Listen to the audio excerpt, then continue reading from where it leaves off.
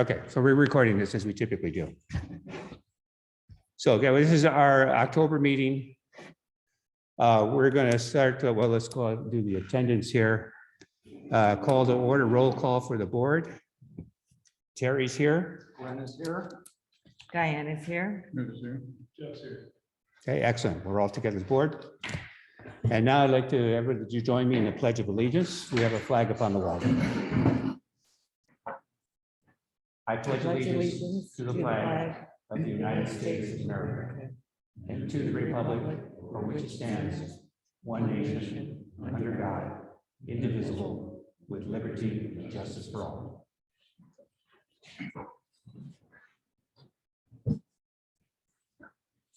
First order of business, adoption of tonight's agenda. Any comments from the board? Any changes?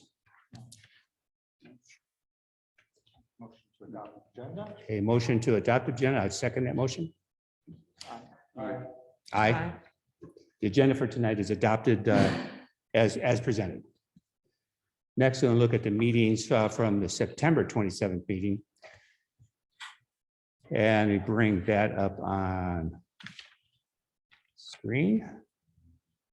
It's kind of got to be an art to this here.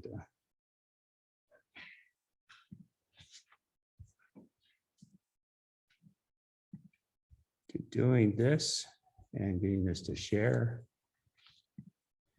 I got to tell you, this is a little strange seeing everybody back here in the room. This is great. Okay, presented on the screen is the minutes from the September meeting. Are there any comments, changes to the minutes? Just going through here kind of slowly. We talked about, of course, they did the finance report, airport manager's report. For some reason, I'm not seeing what you're saying on your screen. The minutes. Okay. Yeah, there seems to be a Oh, delay. I see. Okay. Let me do a test here. Jim Bray, can you see the minutes as I scroll through them on your screen? I'm seeing adoption of minutes and committee reports, not last month's minutes. Okay.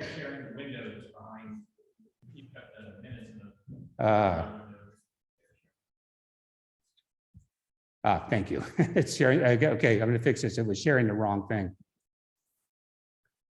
So I bring up, I think the way I bring this up, go show the agenda.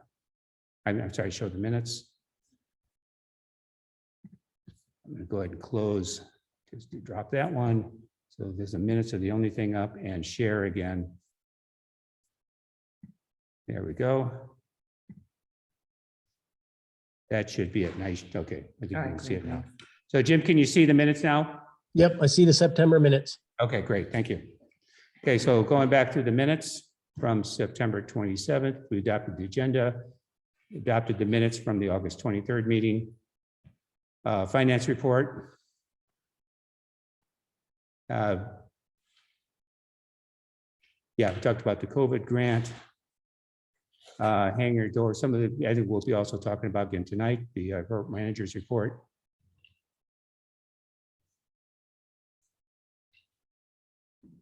Talked about the fence off Western, fire extinguishers,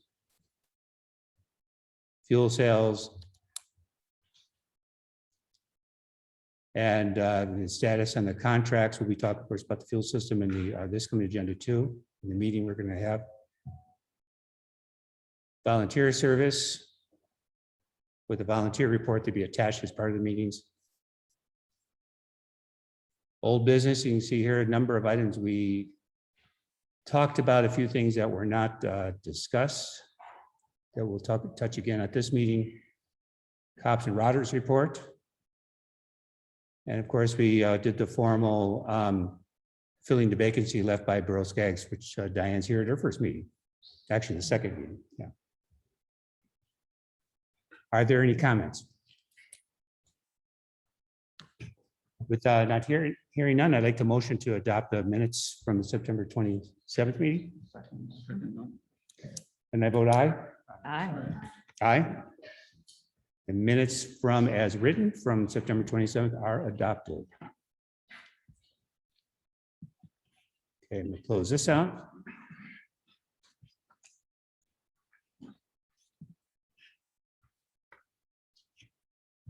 And bring the agenda back up.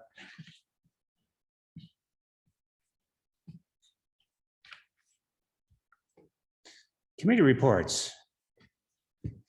Maybe you want to talk about finances? Do you want to? Do you want to share them or I can share them. I've got them set up. why don't we start with the assessment district? Okay. Just the balance sheet, I think will be fine. I'll find assessment district balance sheet, share that.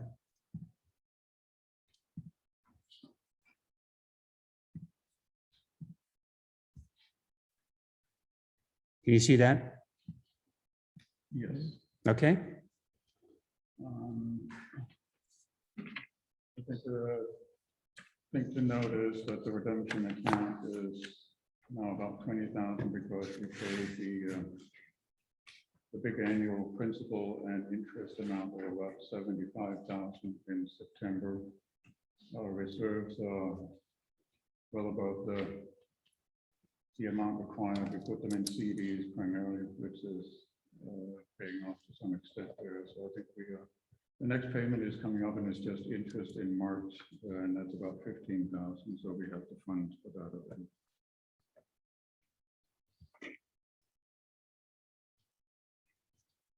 And this total liability equities is what's the remaining balance on the fund Yes. that's on the bond here. Mhm. Okay. So maybe take the balance sheet for the airport district. Okay.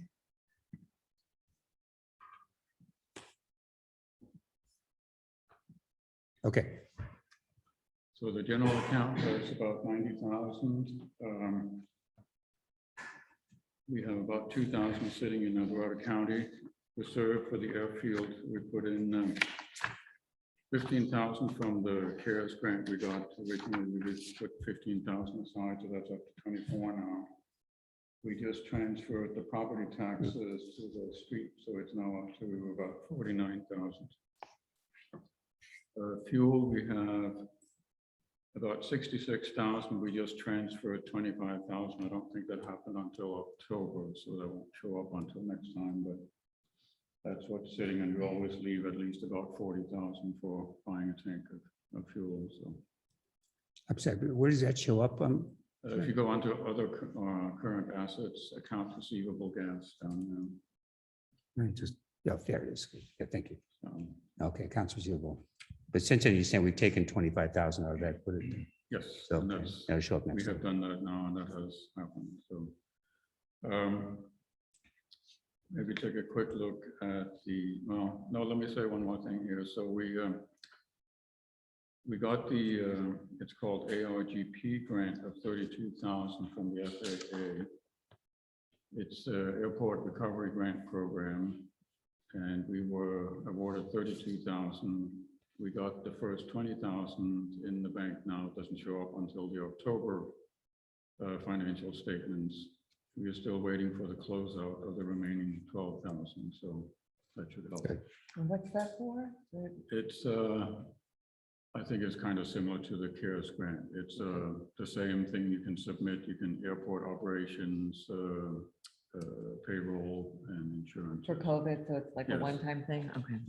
So it's got a new name now. It's called I Airport see. Recovery Grant, and we were awarded 32, and we have submitted claims for both of those, and we got the first 20, so we're just waiting for it to close out. And see.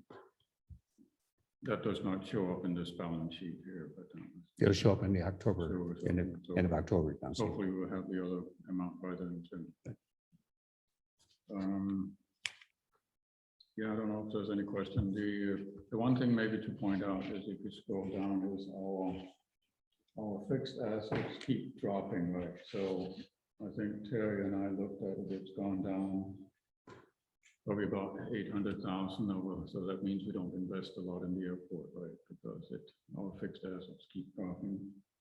The other thing we need to decide as a board at some point is what are we gonna do with, the gate key deposits at the bottom, 3,497.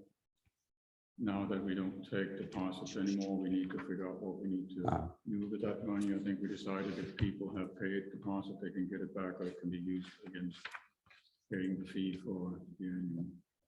But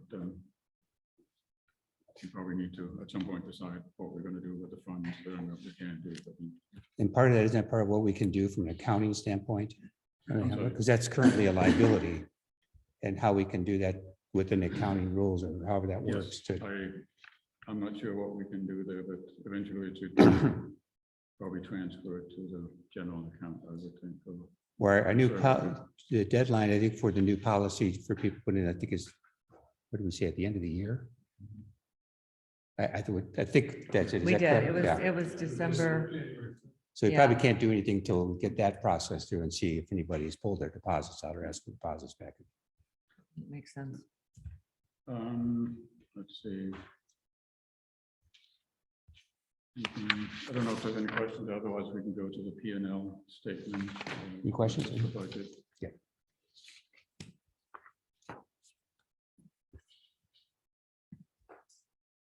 Okay, P&L through September. I'm sorry. This chart, Yes. okay. Yeah, we can just go through. Well, if you take the one that's versus budget, you can see. Oh, it's how it- okay. Let me find that one. Stop sharing here.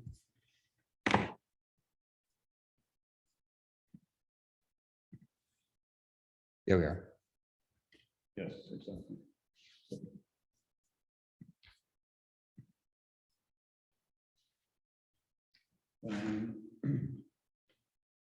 I would say nothing real.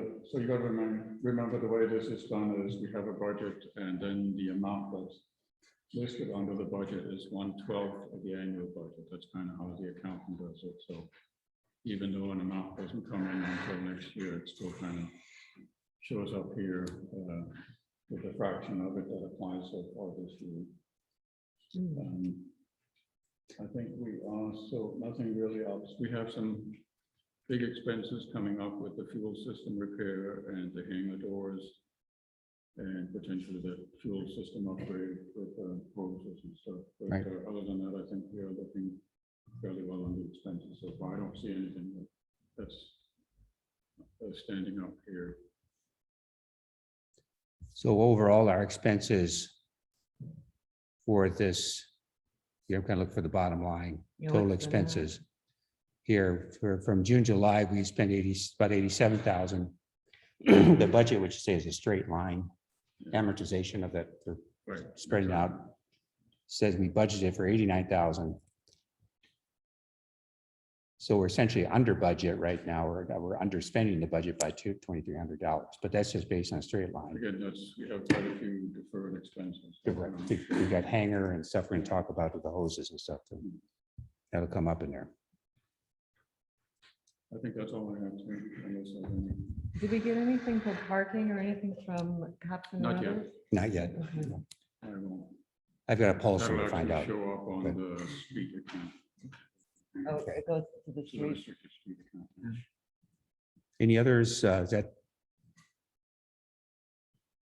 Any others that to show? I think that's it. I'm sorry. That's it for Yep, unless anybody has any questions. the question. Question on your fuel. Yes. You are sure what we're spending on fuel and that. What do we make? The way I look at it, so we sell about 40,000 gallons a year, and we put a margin of about 90 cents, so 36,000. And then the fees of that, so maybe what can go, half of that is probably what we can use for the airport. The rest goes to fees and inspections, and so maybe about 25,000 is what we do. Yeah. That's it. I do have, I was going to talk a little bit Yeah. about that in the other. I've got some more stuff when we get to that bit about scheduling the finance meeting. It's kind of a status chart, kind of where we are to get some discussion. Okay. Going back to the agenda. Thank you. If there's no other questions, we'll go on to the airport manager's report. And I'm going to pull up the one chart. So, You're gonna pull the. yeah, when you're ready for it. Okay, I was basically where until we got there. So, repair for containment one, BZ is finally scheduled with us. Yeah, on the 8th, so that's Thursday, and they're gonna be doing all the repairs that are necessary then, and then they're gonna be coming back on the 2nd to do all of their tests, and Eldorado County has been made aware of that, so they're gonna be present for that test as well, so they'll be able to see everything that's going on. Hangar maintenance, again, I called with them, door 28 today, and they said that they would be sending me the new invoice for the spring, as well as all the other maintenance that's required for that door. I didn't receive it today, and they said tomorrow at the latest. If I don't receive it tomorrow, I'm gonna be looking into other vendors for that, because they've been kind of stringing us along for a little bit. I understand that before I came in, they had a COVID outbreak, but since then it's been continuous delays. So I'll be consulting with Kevin about other places that he looked at, so that we can start working with other people, because we've been waiting for a significant amount of time. Other repairs would be something that would go into the. Okay. But as you're pointing that out. Oops, sorry. The fencing that was brought up as an issue on United Drive, Eldorado County actually came out and fixed all of that last week. They did a phenomenal job. I went out and inspected it on Okay. Friday, and they did a great job. It looks perfect, so they did a really good job over there.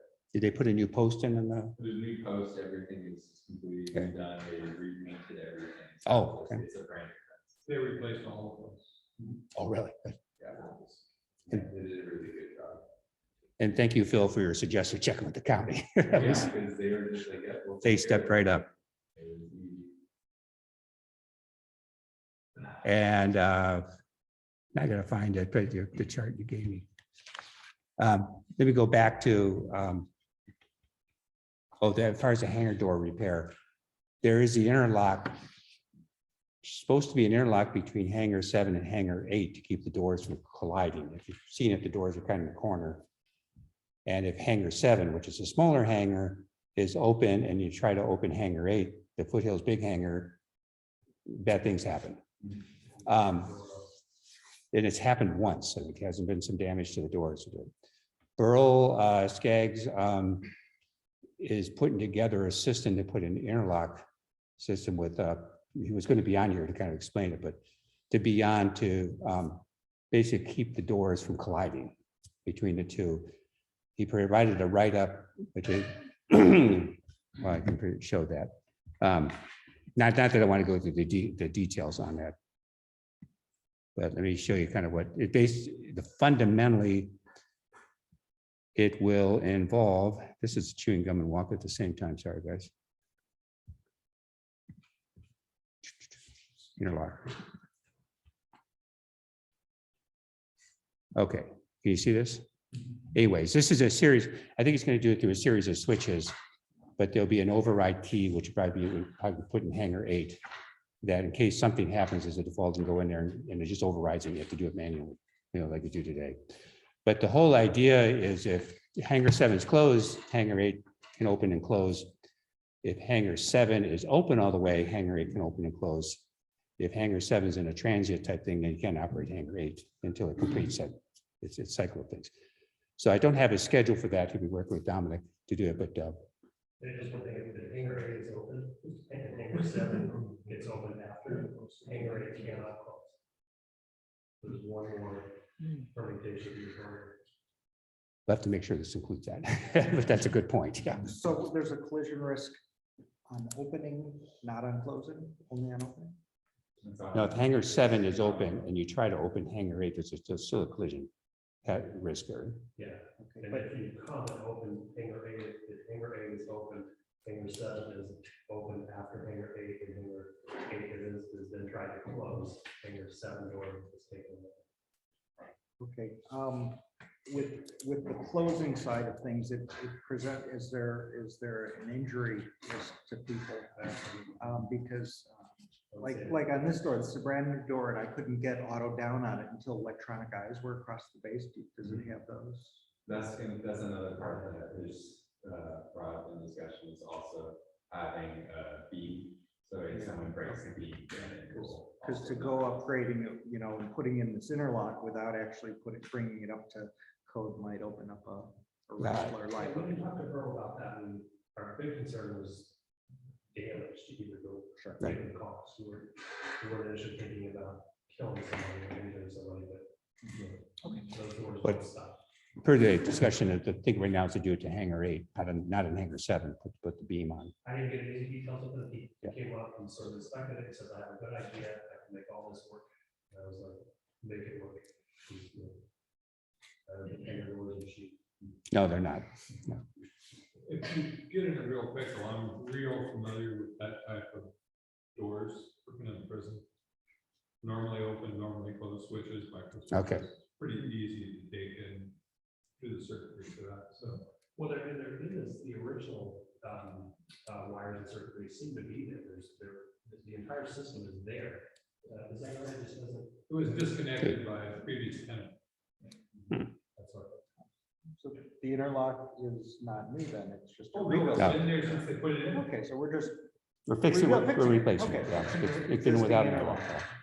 But to the other point, there is no safety mechanism that if that door's coming down, you have to hit the stop button for the stop. sure. There But is no it's, safety.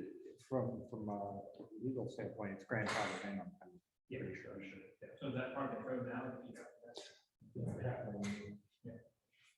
so I mean, as the occupants of hangar 8, we appreciate that. I think that's the plan to put it in. Yeah, let's keep it that way. So Burroughs wants to be involved with this and he's in his new adventures in life. He likes doing that type of thing. So it'd be communication with Dominic to do that. Okay, let's see, we get back to the agenda. I don't think that shows up. does it? Actually getting Yep. to the, we don't need to get to the PowerPoint, it's basically just talking about the budget that I brought up last month for all the items that we need to address the fuel system. So you want to talk to those numbers since I'm, I can just talk. yeah, why don't you talk to the, Basically, so that, basically, Michael Blackburn from Epic came out and looked through our system. And he has, he looked through everything, and as it's standing right now, our fire extinguishers are, we have one ABC fire extinguisher that's 10 pounds. His suggestion is to get 2 20-pound DC fire extinguishers because those are actually more effective against aircraft fires, because the A component of the extinguishing power limits the other components of it, so it actually hinders overall firefighting for an aircraft fire. Then on top of that, with 10 pounds, you get 10 seconds. So if continuous holding, you get 10 seconds of fire extinguishing. After that, the fire extinguisher is useless. So his recommendation was to get 2 20-pound fire extinguishers. After talking with Hangtown Fire, which is who currently provides our fire extinguishers, that's going to be $730.27 because they also need to include cabinets as well, so they need to be mounted above the ground instead of on the ground. On top of that, the fuel hoses that we currently have, they have reached the end of their useful life. So they have a 10-year useful life limit, and the fire hoses were manufactured in Q3 of 2011. So we're in the exact time that they have got to expire. And Michael Blackburn, upon looking at the wear and tear on the hoses, said that they are due for failure fairly soon. So looking at the cost of buying new fire hoses, which would be the exact same ones, would be $1,630. And then the last item is the PSI gauges that are used next to the pump as a used spool. It goes to check to see how the sump is able to push through fuel into the end part of the hose. And we don't have any markings on those gauges as the last time they were calibrated. So we aren't sure how effective they are engaging the PSI going through. So if a PSI gauge is showing 0, that means that the filter in the pump is clogged and we need to fix that. If it's showing excessive amount of depreciation as it goes through the system, that means that there is an excessive amount of debris in the filter and it needs to be replaced. If we don't have one that's calibrated, we don't know if the filter is actually clogged. So it's something that needs to be addressed. If we just take the ones that we have now and take them out of the system, we can't use the fuel pumps because it's just empty holes and you're also not able to test. So if we get 4 new ones, because there's 2 on each pump, which in total is $89.50. This is all after tax and shipping. We'll be able to swap out those gauges and we'll be able to continuously use the pumps, get the other gauges calibrated, and we'll be able to just swap them out from now on. So in total, that's about $2,457.77. Now that's with, just going, and I apologize, the chart package you put together was really very pretty and very nice, had all the detail and with pictures in it. The fire extinguishers were what, again, for the fire extinguishers? They're 20-pound ECU fire extinguishers plus the cabinets, and that's $738.27. How many extinguishers is that? That's 2 fire extinguishers. It's 1 for each pump. So we're technically covered on that now because we have 1 water extinguisher and we have 1 ABC fire extinguisher. The water fire extinguisher actually wouldn't be any use of water. So it's more of just you technically are covered because Michael Blackburn said you're technically covered because you have this one right here and you also have the one in the office. But if you want to actually be really safe, you need to have 2 20-pound fire extinguishers. And the one in the office is also a 10-pound fire extinguisher. If the office is open at the time. Yeah. So the total was not 20, it's 20 for each pump. It's a total of 40 pounds then, right? 20 pounds for each, it's not 10 Yeah. for each, okay. It's 20 pounds for each. And then the hoses, what's the length? Because it's a lot less than we got a quote before. Are they 50 feet each? They're 50 feet each. They're 50 feet each, okay. And we have our fuel pump there, so we'll definitely participate in costs of fire extinguishers. Yeah. Main thing, we'll keep the place from burning down, so if you want us to buy a fire extinguisher, twice, so we have no problem. We'll make a donation with it. That'd be a great thing to do. Yeah. Because it, You may want to look at Granger, because this is a government entity. The pricing is really. I would just rely on Dominic, whatever the price Okay, well, have you looked at Granger? Not within Granger. I used Hangtown because they're the ones who currently do our inspections and they've provided all our previous. Granger will be up 30%. Okay. And you get the municipality government discount. And if you need some help, let me know. I was buying millions of dollars of stuff either from. Okay. And Hangtown can still do the, Yeah, they can still do all the inspections, which they're also essentially the inspections in the center. So, Dominic, you're talking about putting 1 in each pump, The fire extinguishers, yes. and it might make sense, especially with what Bill's saying, if you get it cheaper.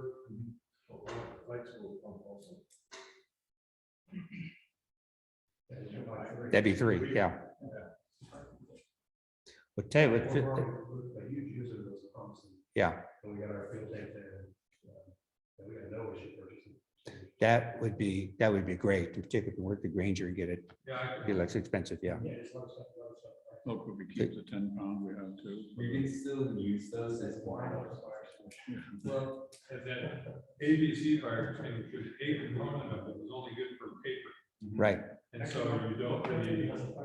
It probably, we get the new extinguishers, which is the BC extinguishers, to discourage use of the 10-pound ABC ones, is kind of put them in a different area. Put that in the office.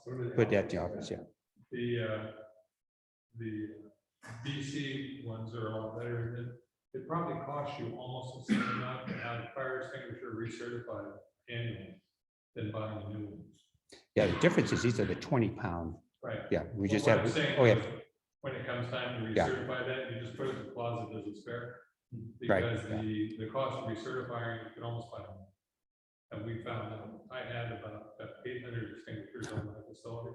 So we had somebody out there for a month just doing fire extinguishers. Oh, And so it wasn't quite, we got a real good deal. I think it cost us $400 or $500 to extinguisher to have it certified. Well, you have to send a minute to cost you about $20, $25 a piece. yeah, that's someone to take a look at when it comes time, because there's a few signatures on the Boeing side that are part of our program. Yeah. So how about we take a look at what Granger and then with Don? Okay. That'd be great, because that's when he first told me about that, kind of sends a little chill. And saying we're not properly set for fires. And I mean, think about it, it makes sense. You have a big enough fire, 10 pounds is not going to do it, particularly ABC. The hoses, so we're at 16, I'm sorry, about 1630 for the hoses. Is that for hose or is that for both? Yeah, 1630. That's for both of them. That is for both of them. Both of them. Oh, And then roughly $90 then for the pressure gauges to keep us. Yes, $90 for the pressure gauges. That is for gauges. So that's roughly $1,720 for those. Is it combined? That makes sounds right. So the hoses, for those of you seen out there when we've gone through the inspections and unwind the hoses, see all the cracks in them. And it's they're starting to get worse, and because of how far they're at, they're at end of life. Yeah. In addition to that, as explained by Michael Blackburn, is that once we buy them, there's a 10-year warranty. So if at any point during those 10 years the hoses fail, they get replaced at no cost because they're supposed to last 10 years. So it's basically we hit that point. Now let's just get ready for the next 10 years, and if it cracks now, we're out of warranty. So there's nothing we can do about it. Besides potential leaks. Do we have any insurance liability if something cracked and spewing gas everywhere? I mean, are we gonna have an insurance problem? Yeah. Like the insurance won't cover it? I think it covers up to a certain amount of property damage. So it depends on how much it leaks. So if it like gets into the creek or anything like that, that's beyond their purview. Oh, we have an airport. It almost sounds like what Jeff is asking is, if we go, if they say they're good for 10 years, if we go 12, and on year number 12, it leaks and causes a problem, Then we're not. then our insurance is not going to. Yeah, they're not gonna cover it because it's using it. And Okay. there's probably a finite cutoff somewhere in there. Yes. There's probably a due diligence clause somewhere in your insurance policy that requires you to take and have due diligence to make sure the equipment is up to standards and where it needs to be. And so if you have cracked hoses, you wouldn't be following the due diligence. Well, and now that it's in the board minutes, that Right, we but that's what I'm discussed saying. it, that they're out of end of life, and there we go. Terry, this is Jim. Can you hear me? Yeah. So I filled up from pump 2 this evening, and it spit, I would say, an ounce or 2 of fuel out of the 45-degree adapter on there. So I would encourage replacing the hoses as soon as possible. Yeah, we've had issues with swivel adapters too. Canute, if we were to spend that money, how does that how does that fit in the budget? Let me pull up the budget just a second. We did allocate extra on the fuel budget this year because we knew we had the big repairs coming up, and I suppose we could use some of the grant money too for the hoses. Yeah. But we did budget for hoses because we knew that we needed those this year, and I actually think we budgeted more because the estimate we got earlier was $3,000 for two $50 hoses. So I'm glad it's less, but. So where could I talked about, we were expecting something like this to come along and to face it. So our budget bottom is that we can handle it in the budget. Yes. And any thoughts, discussion by the board? We'll just see what we have in the budget. I don't think this requires particularly a motion, given it. But looking for is just a general agreement since we're trying to watch all our dollars here. We budgeted 10,000 for fuel system maintenance. I know about 5 or 6 of that is going to BC, like for the containment stuff there. So it's going to be tight, I guess. We also had Johnson come out a few times and fix the capacitors and things like that in the filters. But we can still keep it within the budget. Well, we never know. Old fuel system can have a lot of problems. Okay. And the hoses are something we can install. That's, Yeah, so it's not a late, there's no other costs associated with it. yeah, there's no cost. I think we're in general agreement that this is a good thing to go do. And sure appreciate your offering the fire extinguishers. That's great. I think we can't afford not to. And if we need to figure out how to get more revenue, then let's do that. But Yeah. we can't afford not. I to think do it. we got to do it. I agree. When they've seen those hoses, particularly real out, and they're all, it just doesn't look. It's time to change them. Okay, so we'll go ahead, let's go ahead and do that. Yeah.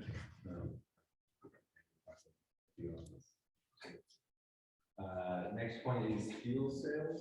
So pump one, you sold 1,899 gallons, and tank two, you sold 1,157 gallons for a total of 3,056 gallons, but that's down 41% as compared to last year. I say a lot of that has to do with the rain, because over the past like week or so, we've had maybe 3 or so people filling up per day as opposed to the regular 10. So that's expected. And then tractor and mowing training, we did that on the 23rd. Thanks to Dave, we had 9 people show up, not including myself, and we have all those people are checked out, ready to go, start mowing. And when the weather starts permitting, because it's pretty muddy out there, we'll be able to start regularly mowing and not have to wait. I can share something very quickly on that from this. Let's see. Because Dave did an excellent. This will kind of cover the volunteer report. But on 23rd, as Dominic said, we had a tractor training. We did send out 2 sets of notice and announcements on this. They said they're going to be the training. So first of all, on the tractor, Dave has brought this up before. This is a friend of his who's going to let us use his tractor. It's a fairly new Ford diesel tractor. Not hugely big, but just the right size, I think, for us. So it has all the, it has the roll cage, and everything works on it, and it looks great. And it has the power takeoff, so it uses a flow mower. So we're very fortunate to have that, because that is a very significant expense that now it can be deferred to hopefully a long time if we treat them right. And we've also got a motion to talk about some payments for that too, to help show that, which I think are pretty reasonable. That's coming later. So Dave did the training. We did it first at his house, and we went to the South Gate, and where people kind of got a chance to drive it, and kind of get certified on, so to speak. So just a few pictures of the training. I think it was, Dave did a great job organizing it. Plus, there were really good donuts and coffee there too. So that was a big plus. So I think we've got a real asset here, and a team, and most important, we've got a great team now of people who know how to use this. They will be coordinating that, letting Dominic know when we do the mowings. I think now that we have the rains here, the mowing season is starting. So we start cutting the grass. So I think we're in a good position to go do that. I think related to that, David, let's get your comments on that. Is possibly having some work parties to do trimming along the fence, hand the weed trimmers. It's stuff that mower can't get to. Plus, we're going to have the reeds and stuff. So I anticipate, kind of jumping ahead here, that we're going to have some work parties to, like we've done in years past, where the mower can't go. And Terry, I can still continue to pull the swisher. but Yes. I know the areas where that tractor can't. Oh, that's right. Yeah. Because there's a lot of areas, like down in the ditches and that. I Yeah. can go the ditches with that. So. Oh, that'd be great. Yeah. And I'm just been waiting for it to get running up to it. And over there, just let Dominic know Yeah. we're going to do it. It's ready to go, isn't it? The swisher, I think it should be all set, ready to go. I haven't heard anything. Nobody's used it since I left the rebuild. I'm sorry? Nobody's used it since I took it. No, I don't think so. It's been covered up. Yeah. Okay. I think we're good on that. So there may be some potential work parties coming up. I guess I'm digressing a little bit. We're gonna have to take care of a big bush that's growing next to the AWAS tower. Which, by the way, AWAS is not working. I just went to listen to It it. doesn't, yeah, we flew tonight. either, Yeah, so it's like down. Yeah. Nothing.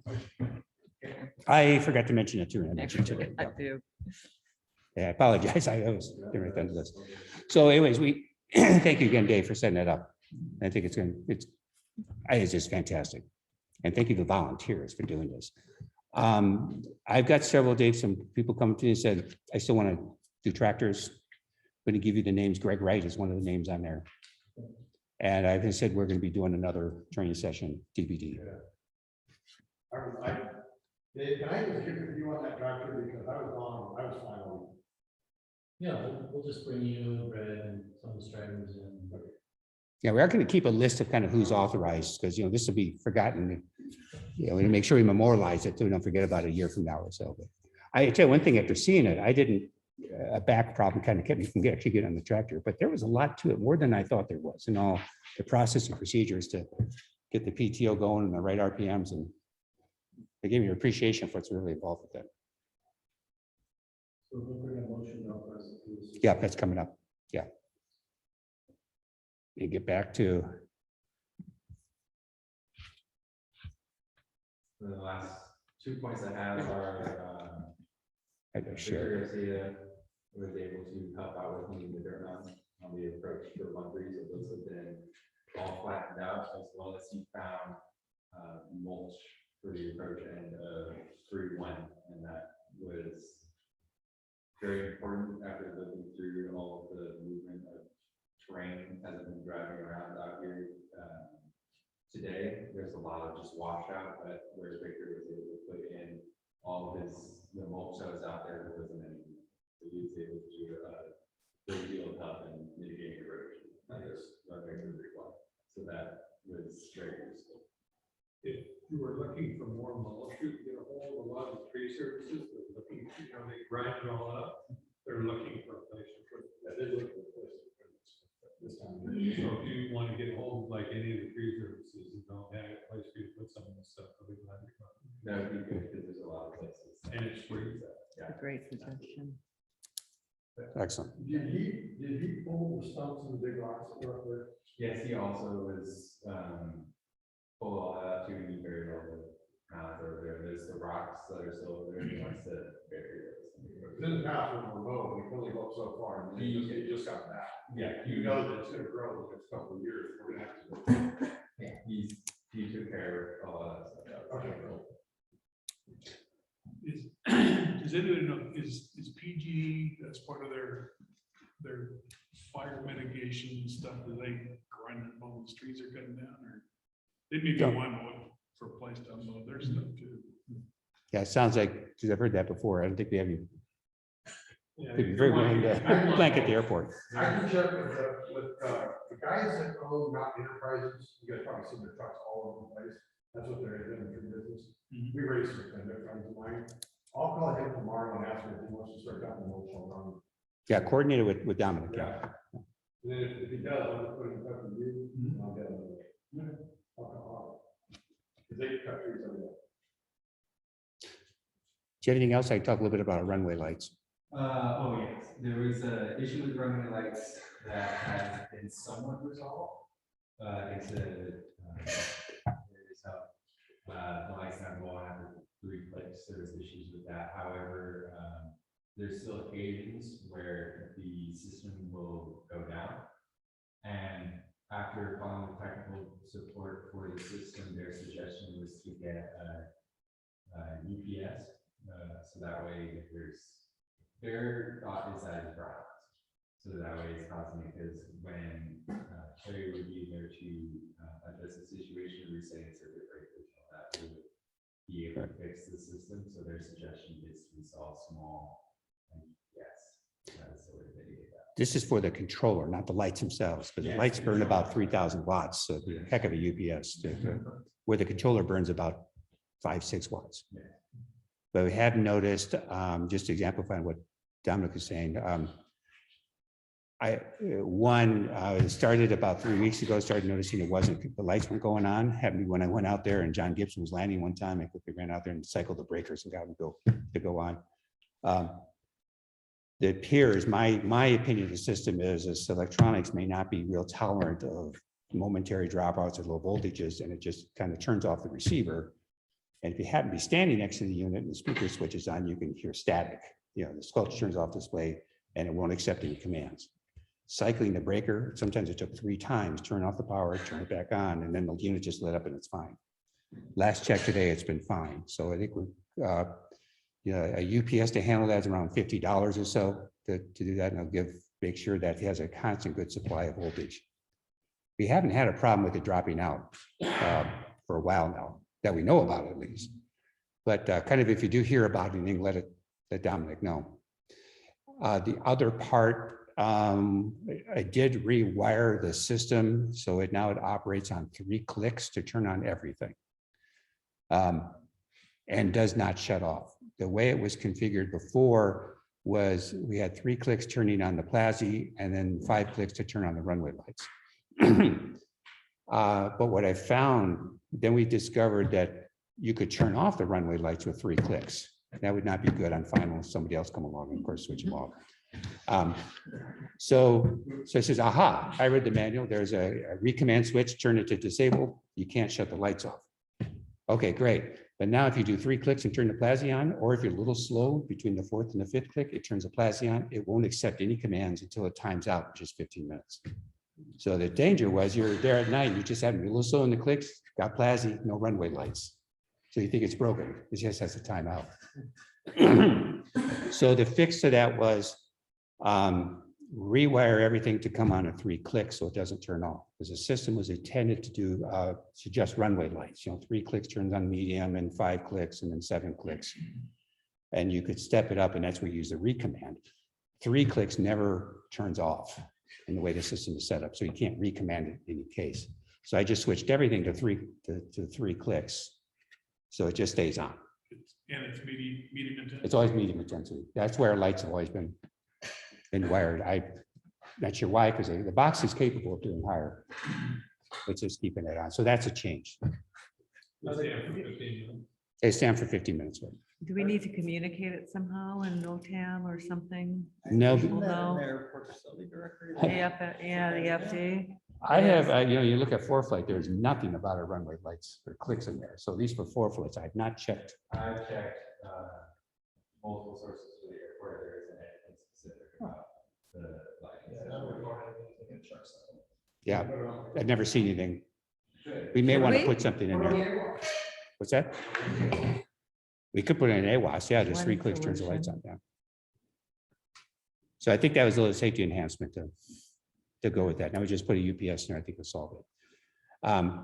As far as I know, just going back to the lights go off, they don't work. It doesn't, as far as I know, it doesn't kind of reset itself and come on. You actually have to go out there and turn the breakers off to get everything to come back on again. But I think it's only happened about 3 or 4 times in a month. Other thing I noticed today, the light shed was very dry, not a drop of water was in there. I think it was last year, Borough took the initiative and we were having that light shed flood every time we had rain because the approach into 3-1 is 30 feet higher than the shed. Water comes down to the conduits on each side of the runway, and they all, of course, meet up in the light shed up to the big box with all the big wires coming through, and it's a fountain that was coming out of it. I don't know why we didn't short out of it, but it was flooding the shed. And so he fixed it so to tap the water off so it not drains outside. So despite all the rain we had, I came in there late this morning, perfectly dry. But there's a nice little stream of water for the drain you put in.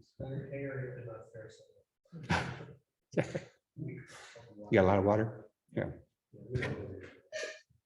You know what to do to fix it? Just need a trench a couple years ago and found the trench. Oh, okay.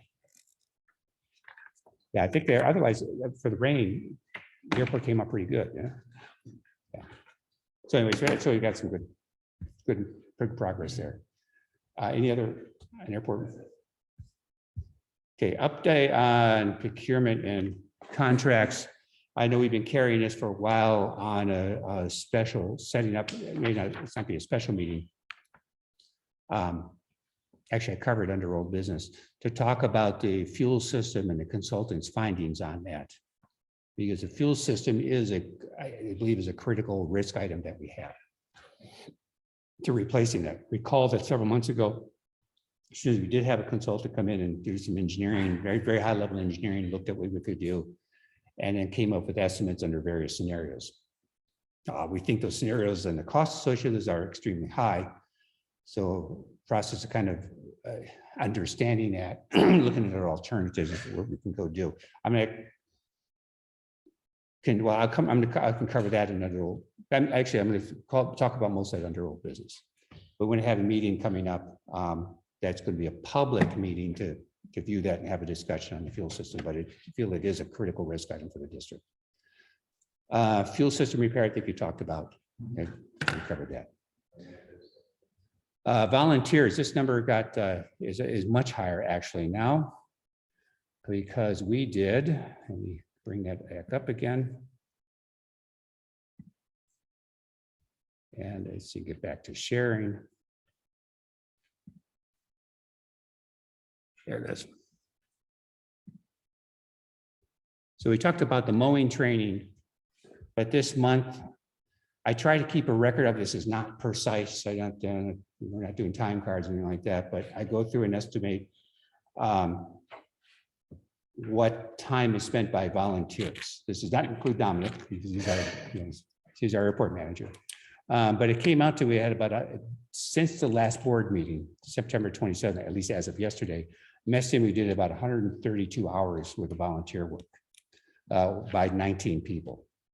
There's a detailed list here to be part of the minutes, so you can kind of see what happens, but it runs everywhere from the mowing that we just talked about, to runway lights repair, to Canute, who spent incredible amounts of time doing the finance and administration stuff with this, including getting ready for the audit preparations coming up, working with our bookkeeper. Of course, preparing the minutes, Victor doing all the work he did, as Dominic mentioned. So when it comes out to, when I try to, again, these are not necessarily precise, but I think it's pretty close. But overall, the residents here put in about 132 hours since the last board meeting. So I think that's real commendable. Because that's, as we've talked many times, without volunteers, we'd be really hurting. We don't have big budgets to go hire people. But even if we did, my view is that we're a relatively small area. We've got residents. This is kind of a buy-in to how this airport operates. Besides that, the camaraderie, it's kind of fun to go do. But I think we're seeing great support.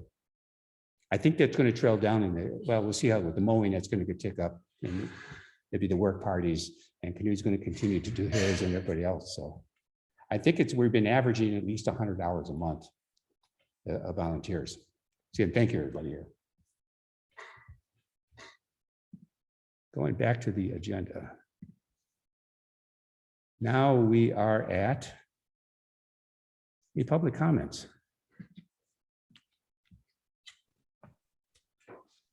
Terry, this is Jim. Can you hear me? Sorry, Jim, is that you?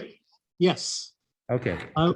I would like to encourage the board to support G100UL in our fuel system as soon as it's available and STCs are available. Get rid of the lead out of our fuel and possibly increase fuel sales because we have the unleaded fuel. That's, I think, is coming.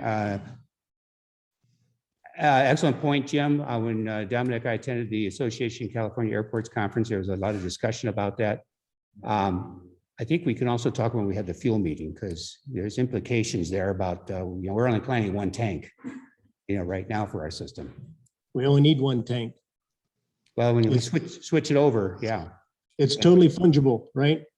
In fuel tanks, in airplanes, or in storage, or in tankers. Yeah, but I think the UL is coming. And right. But So yeah, I think we're aware of it, and that it's coming, and we're going to have to adapt to it. Well, right now we're just using regular. We're still in the 100 lead because I don't think the STCs are available for every airplane that we have here. Yeah, it's part, what I understand, it's not for every airplane yet. Is the way they've said it, but it seems to be. It works for every airplane. They just don't have the STCs for Right. every airplane. That's what I Testing. understand. Yeah. That's what I understand. Okay, just wanted to encourage that. Yes, thank you. Any other comments? I may have a couple. The fence, I guess there was some damage to one of the perimeter fences. Did I read that wrong before, or? No, that's correct. You want to talk about? Yeah, so on the corner of Mary Loma and Karen Park Drive. Oh, we have that. vehicle Listen here. crashed into the perimeter fence. Vote on it. Okay, we have that. Currently, it needs to be going through the insurance company, paying their insurance because the driver did not provide insurance to CHP. If we want to just do it through our insurance, it's going to be deductible $1,000. So it's reaching out to the driver through the physical address that I have, and also reaching, well, the owner and the driver from separate people, so it's reaching out to the driver. And then after that, it's handing over their contact information to the insurance to see what our insurance can do about that situation. What's the estimate of repairs? The estimate to repairs from quality fence is about $1,500. We actually have that as an agenda, a motion to see whether we pursue the insurance we will discuss coming up later on. The only thing is, if you can somehow get with the police department or the sheriff's department and find out what is ascertained one the driver, it sounds like the driver was one entity and the owner of the vehicle was a second entity. The owner of the vehicle is also responsible along with the driver. Right. And so I would go after them, you know, and have them expedited because it's a safety issue. So you may want to look at that, try and for $1,500, it'd be very easy for them to take care of that now rather than go to court.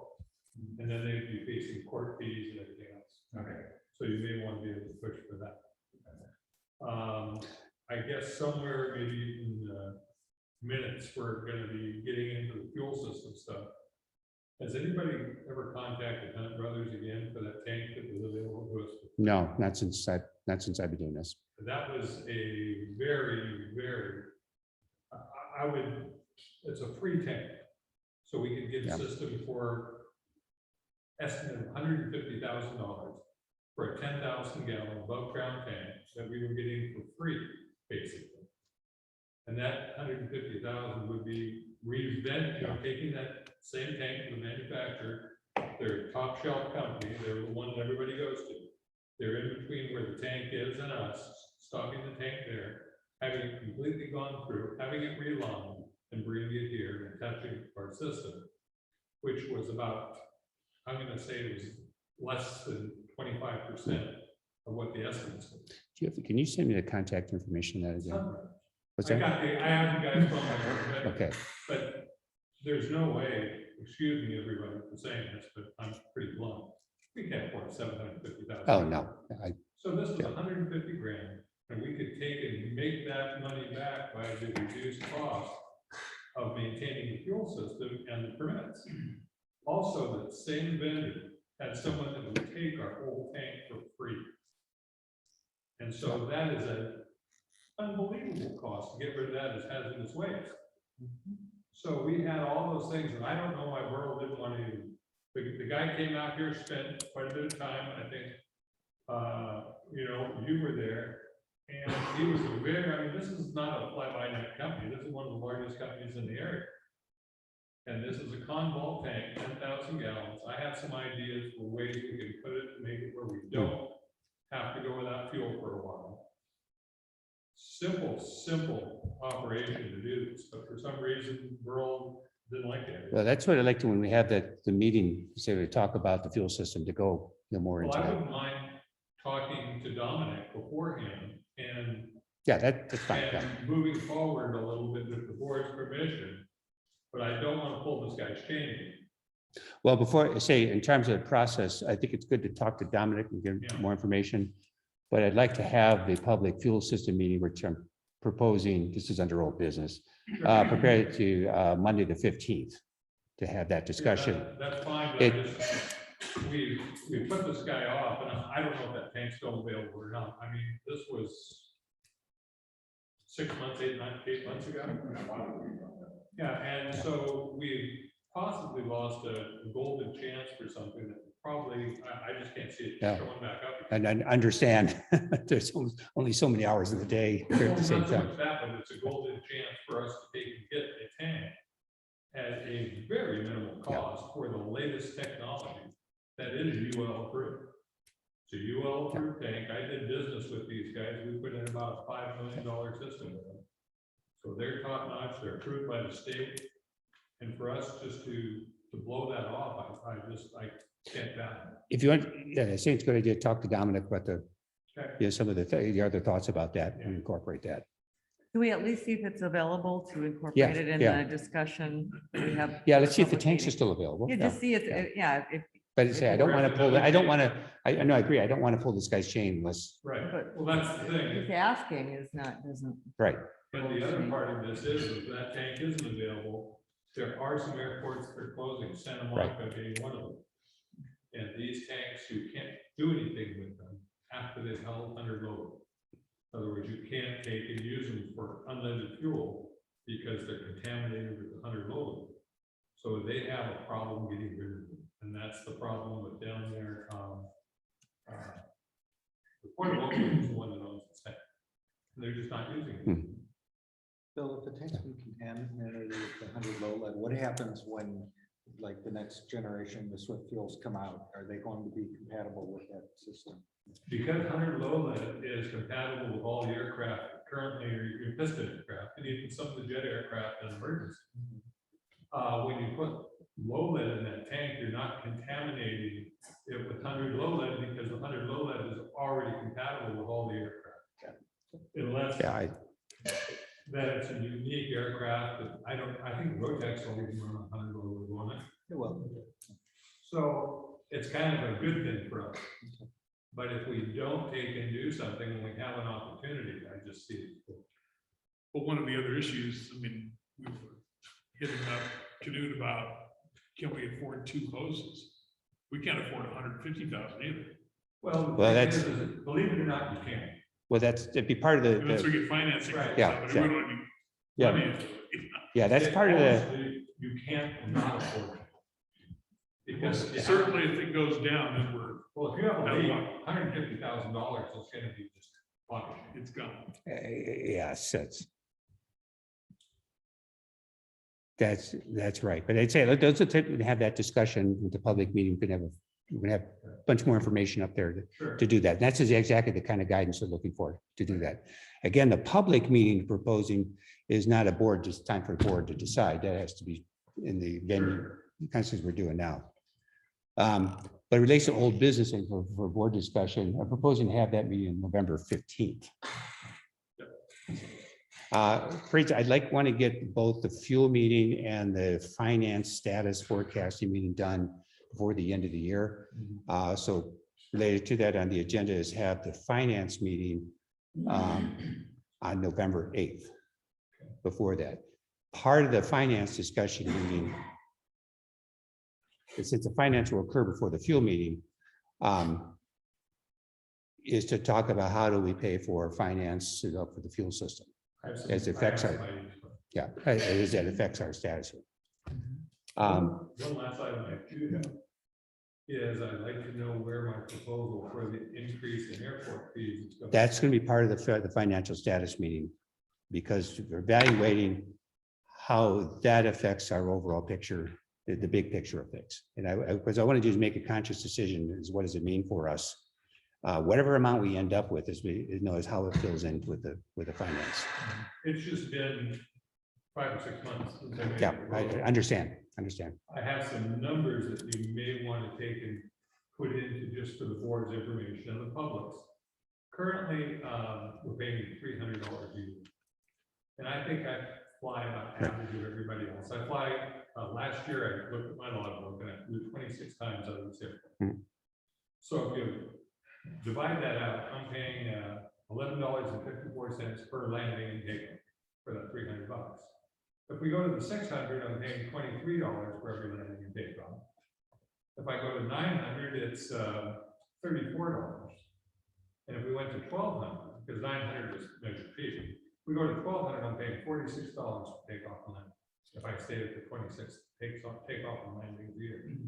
So I think we should probably take that into account before we start asking for an abundance of money. I agree, that's one measure against it, No, but there's a lot of other factors that go into that. right, well, the other part of it is we are a public use airport.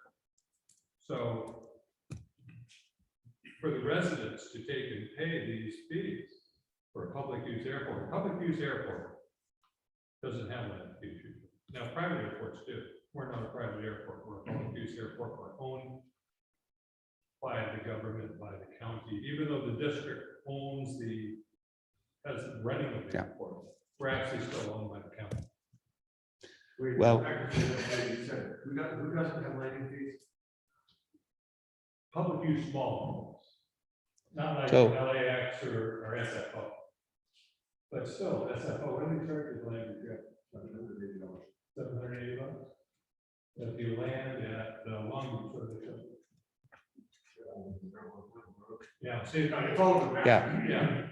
yeah, But even Mayfield, if you go in there in, I don't know, in this, you go in there, you pay a landing fee. actually, no, you don't pay a land fee, you pay a ramp fee, which is a different. Right, yeah. Different entity. That's why I don't only do touch and goes. If you want to use their ramp, you have to pay to use their ramp, but it doesn't cost you anything to land. Well, the finance meeting will go look at where we're doing now. How we're doing and trying to in some ways simplify things by trying to categorize where the various levels of funding and what it means. And what it's going to take to move forward to do things like worrying about how we're going to repay the surface of the runway. So I've been working on that along with Canute, putting some numbers together. Diane's been part of that. Well, I'm just bringing it back up because it's been Yeah. 5 or 6 months.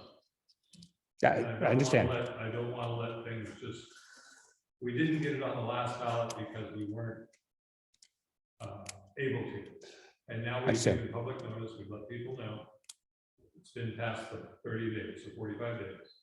And so if we're going to move ahead and take care of some of these financial issues that we currently have, if we double the fees, where I'm proposing from $300 to $600 a year, that would give us another $37,000 a year for us to take care of some of this. And $37,000 in our budget. what's that? I understand. 20%? And that's what I presented is what that actually does for us and how we split it up, because there's some good and bad associated with it. I understand. And so- It's better than nothing. Nothing is what we had. for the Better last than 20 years.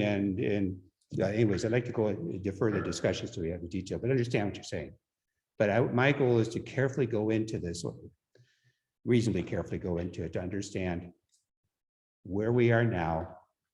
Because we've all heard that it looks, we're just keeping the lights on, which we're doing, and the financial situation is such, and when we sat with Canute and went through it in details, we're in decent shape for the future, but we've got a lot of CARES money that we didn't have before. And so the forecast may not be quite as good if we do nothing. Yet we still have pavement out, and this is just airport. The pavement, we have no funds, no reserves, nothing tied associated with that, at least we're allocated right now. We're paving here in the airport. For the airport. No, for the airport, everything on the other side of the fence over there. We should be able to hopefully, if we can put some money aside, and that's why. That's exactly what, Right, we that's do. why I've taken half of that $300 increase, Yeah. and put it towards the airport, so we can have the 10%. But matching fund. the question is, can we accumulate money fast enough before things fall apart? That's what we're trying to assess. And my But- my answer to that is we've been accumulating nothing for the last 20 years. If we accumulate Yeah. something, it'll be better than nothing. But I'd like to, I understand you're saying, but I'd like to have that discussion because we're for time for this Yeah, meeting. I Yeah. understand. yeah. I wanted to bring it back up to make it. It's not something that forgotten didn't about. fade off into the sunset. Yeah. No, it's definitely not fading on the sun. Speaking of things, just moving on the agenda, things move, I'm sorry. go ahead. What year was $300 in play? What year? Well, that was 1995. Right, and since 1995. We haven't changed. They've been trying to make increases to that $300 fee. And so now it's 26 years later and we still haven't been able to accomplish that. So Three, that's the reason why I've made this modest proposal to take and get us to get something. Because in the last, if we would have gotten 10 years ago, we would have done this, we would have had another $370,000 plus in our kitty. Versus now we have nothing. And so that's why I'm so adamant about us doing something. Because if And we need to do nothing, something. we're really Yeah. gonna be a trick. we need to do something to keep things going. And- No, absolutely. Because $300 in 1995 is worth, I think, what is, say, $150, $170 today. And we got a lot of pavement to go through. Right. Streets is another totally different issue. In fact, when you look at this, look over a 30-year plan, streets is kind of looming out there that nobody really wants to talk about, but it's the most expensive part of this district because we get no matching funds for that. In fact, the numbers I ran says if you take it out over 30 years to 2040, when the estimate is to do another street resurfacing, then you take the total, what we need to run the airport on to be able to resurface the runways and stuff like that with the matching funds. The airport is only about 41% of that budget. The other part is streets, because that's all on us to do that. And right now we have $58,000 in our street budget. And all we can do is fix a few potholes. But say on the airport, I'm just saying the airport side, we look at the streets, everybody can walk out there and see the crack sealing that was done a few years ago. Those cracks are separated. We'll see what the rain does in terms of heaving the concrete, but we're starting to see all the cracks and starting to show up in the street. It's a slow progression and we have no money or any hard plan to take care of that. We're supposed to do was a slurry seal that was, and I don't know where the recommendation maybe coming, but all the stuff. When you look at that said, you got to do a slurry seal in 2023 timeframe.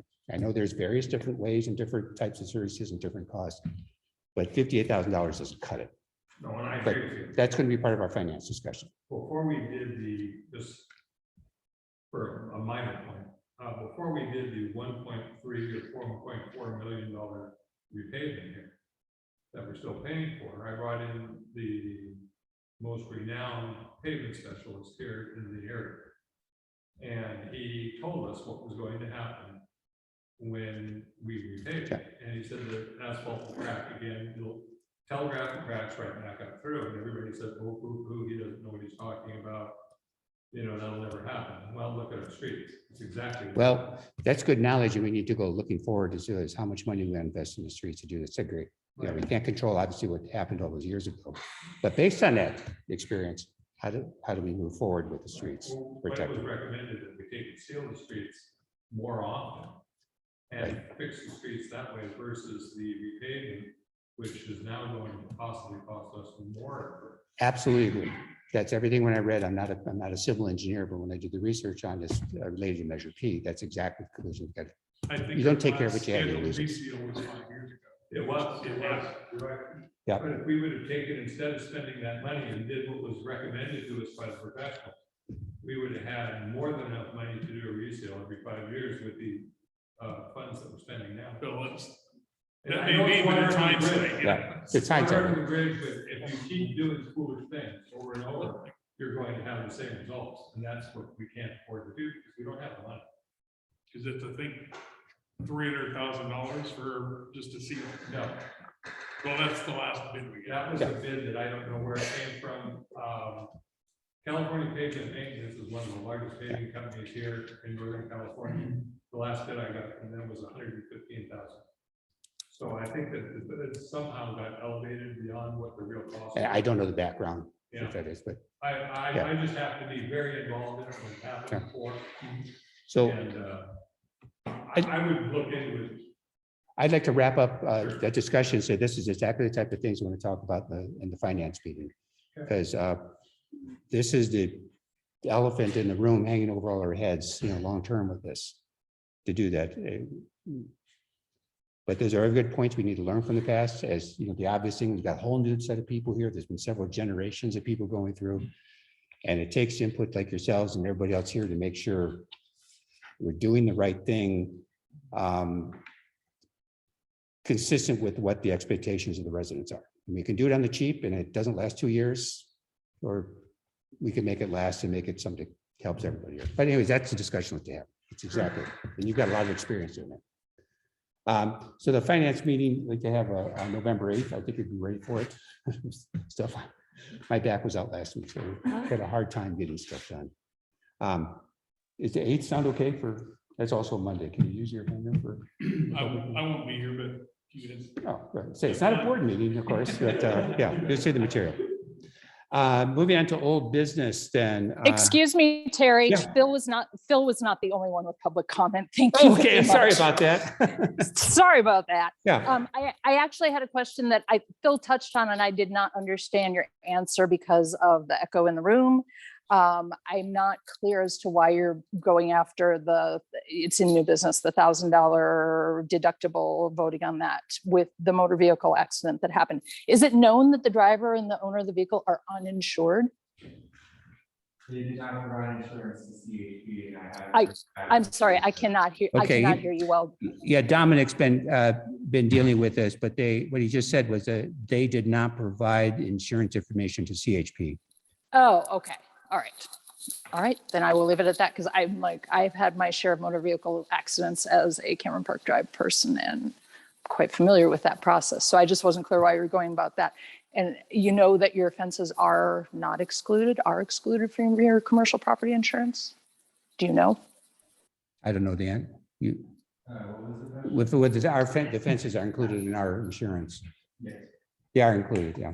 But They're that's not- right. I'm sorry. Yes, that's right. The issue is we have So- $1,000 deductible with it. So they're not excluded. Okay, very good. That's right. I'm sorry. All is well. Thank you. Thank And you we for do the have, time. a motion coming up here shortly, which is going to ask the board, do we want to go after to recover the $1,000 deductible? So- I just wasn't clear and I appreciate the couple moments you granted me. Thank you. Okay, thanks, Carol. Anybody else have any public comments? I do. Mike? I just want to make mention of something, but I don't think anybody realizes it's a good idea. I asked Alex to do something for me the other day, because I was curious. It has to do with their flight school. Does anybody have any idea what kind of money that flight school is contributing? Anybody has? 'Cause I don't know. To the airport? Yeah. No more than other property anybody else does right now. Oh, Yeah. no, I understand that, but just in aviation, I was Oh. curious. Oh, in terms of the broader picture, I'm thinking the logistic fees, but I'm sorry, Yeah. but I didn't hear, what was the question? The amount of money that the flight school, and actually, a couple of it, the amount of money that their flight school is producing in the aviation community in our area. I was curious about. besides gas sales and hangar rents. Yeah, just in general. Yeah. So he typed this up for me. So they've done, this is 2021 year to date. 3/4 of the way through the year. They've done $32,000 has gone to CPAP for fuel purchase, fuel flowage on the auto gas stuff that they own, which is pure profit to the airport. There's airport no sense in that. And hangar and title. $18,000 has gone to the airport maintenance facility. And even Richard after the show, and keeping the 10 million. Another 8,000 has gone to regional maintenance facilities, wherever else they have stuff done. And and they have 5 contracted instructors, 4 live here in Cameron Park. And they spent over $100,000 on instruction. And then I got thinking about it. But ask me another question. They've taught 25 students all the way through, 8 of which have bought airplanes and are now based here at Cameron Park. So those numbers don't even include the fuel sales and the tie downs for those. And I just think somebody needs, people need to know that. That's excellent. There's 3 groups of people on this airport teaching people how to fly, which is great for all of us, because this industry's done its ups and downs, as we all know, this has been it a long time. And I don't think anybody pays any attention to how they're on contract. I think that is excellent information because I tend to think of just the hangar rents and the fuel sales, which fuel sales are pretty substantial. But coming out of that, I did not know that. His number, it says here, it says over $160,000 impact on the local economy in 2021 year to date. That's pretty good. For a couple of guys doing it part-time. Thank you. No, You and I all know, I mean, we all know, that's not money in their pocket. A lot of expenses go along with that, but I think people need to realize that it's definitely, because the reason I bring it up, Gary, is every meeting I'm in, we're talking about, we need to spend this much money, and we got this much. And I'm thinking, well, and so I asked guys, how much are you contributing to kind of keep this little ship of ours afloat? well, I say, because I've taken a look at some number of fuel cells. You guys buy a lot of fuel, of course. It's pretty substantial. And then you add this to people who bought airplanes because of Yeah. the flight school. I don't know what that number is. You guys probably do, but you can track it. Well, keep, yeah. Yeah. Yeah, we had approached Kevin, we had approached Dominic, but we were willing to sit down and, I heard that, there was a thought there was some financial impact that we were having on the airport. And I said, we're willing to sit down and we're having costing this airport money. We approached Kevin about donating the fuel system and letting you guys sell us auto gas. And he wasn't sure about the liability, and that was that point he was moving back in the law. So if there's anything like that out there, if there's ideas, we're extremely happy here. We've made a lot of Excellent. good pilots, a great safety record. We work with everybody on the field. If somebody recommends something from a safety perspective, we're open, willing to listen. And then teachers, I think, you could, into the spot, but you see the way the seriousness of our maintenance program. If there is a drop of a gear, or a drop of oil, we track that in. We hire the best mechanics. Like, we don't skip. I would put our flight school up against any flight school in California. But my point is that, like, with these fire extinguishers, I didn't know you guys did fire extinguishers. Like, I'm down there every day, let me know. Like, we're willing to help out. If you think that we should contribute more, let us know. Because we're certainly benefiting, right? We're not doing this for free. We want to be a good thing. I really appreciate that. Yeah, very much, because it's so important to, and I think in any operation like this, Like asking those questions. I think we should have those discussions. Yes, though. absolutely. That's a great Yep. idea. Because, and it's not just the flight schools, there are other commercial Right. operators There's some- here, and I think that we should. yeah, because we're talk looking, about it. we're looking for the other sources of revenue, testing out to kind of see what other airports are doing. Just right, exactly. I saw something, I think you guys were paying for computer services. We donated Yeah. computers to you, don't pay for computers. Oh, that's, that That is, that is one of the items, and I've talked to Knut about that, to go explore our whole telecommunication systems and internet system. There's a lot of opportunities to save money on there, particularly we go to well, it's not the fuels, but there's a lot of opportunities to save money at the fuel systems, but also that, we got 5 dial-up lines now, 3 of them, 2 or 3 with the fuel system, our point of sale system. We offer that, right? We pay for a really fast broadband. Yeah. If you can convert some things to IP based on our point of sale system, then we can convert to IP phones and we'll even help with equipment. Yeah. They put in the internet system, we'll tie in. Yeah, because then it comes right to the fuel shed. Yeah. Yeah. It's really a matter of just getting to work that. Yeah, I mean, I'm not the other working to have you guys make the decisions. but- Now, the big decisions are here. Dominic can make the decision, but the big, At that point, I have a question, this based on in your question, so I don't see nothing on the answer you asked. Since this is a government board, and you take, they're a corporation, they're a business. I'm sitting here as a private individual. You say, we use fuel hoses for an example. You say we need fuel hoses and it's not the budget. Can them, or as a company, or can I as a private individual just say, screw it, I'll buy fuel hoses? Yes. Is there any conflict that happens in there with the government or body? not that I know of. I don't know, Dave, you have any conflicts we've taken, donate? Yeah, we've discussed this Private before. individual can make a donation to a public entity, but it must be made for a purpose or to the general fund or to specify. Is this an unrestricted general fund yet? or is it for the purpose of buying fuel hoses? You can make that if, and you can put those strings on it. It needs to be done right. Well, it should be in a letter accompanying the check. Okay. We could write a letter, say we're gonna donate broadband every month. Or $700. Or, yeah, the fuel, I think the fire extinguishers would fall under there. Because if we get down to some of these items, I mean, he was talking about $89 pressure gauges. Jesus, send me the bill. I mean, really? Yeah.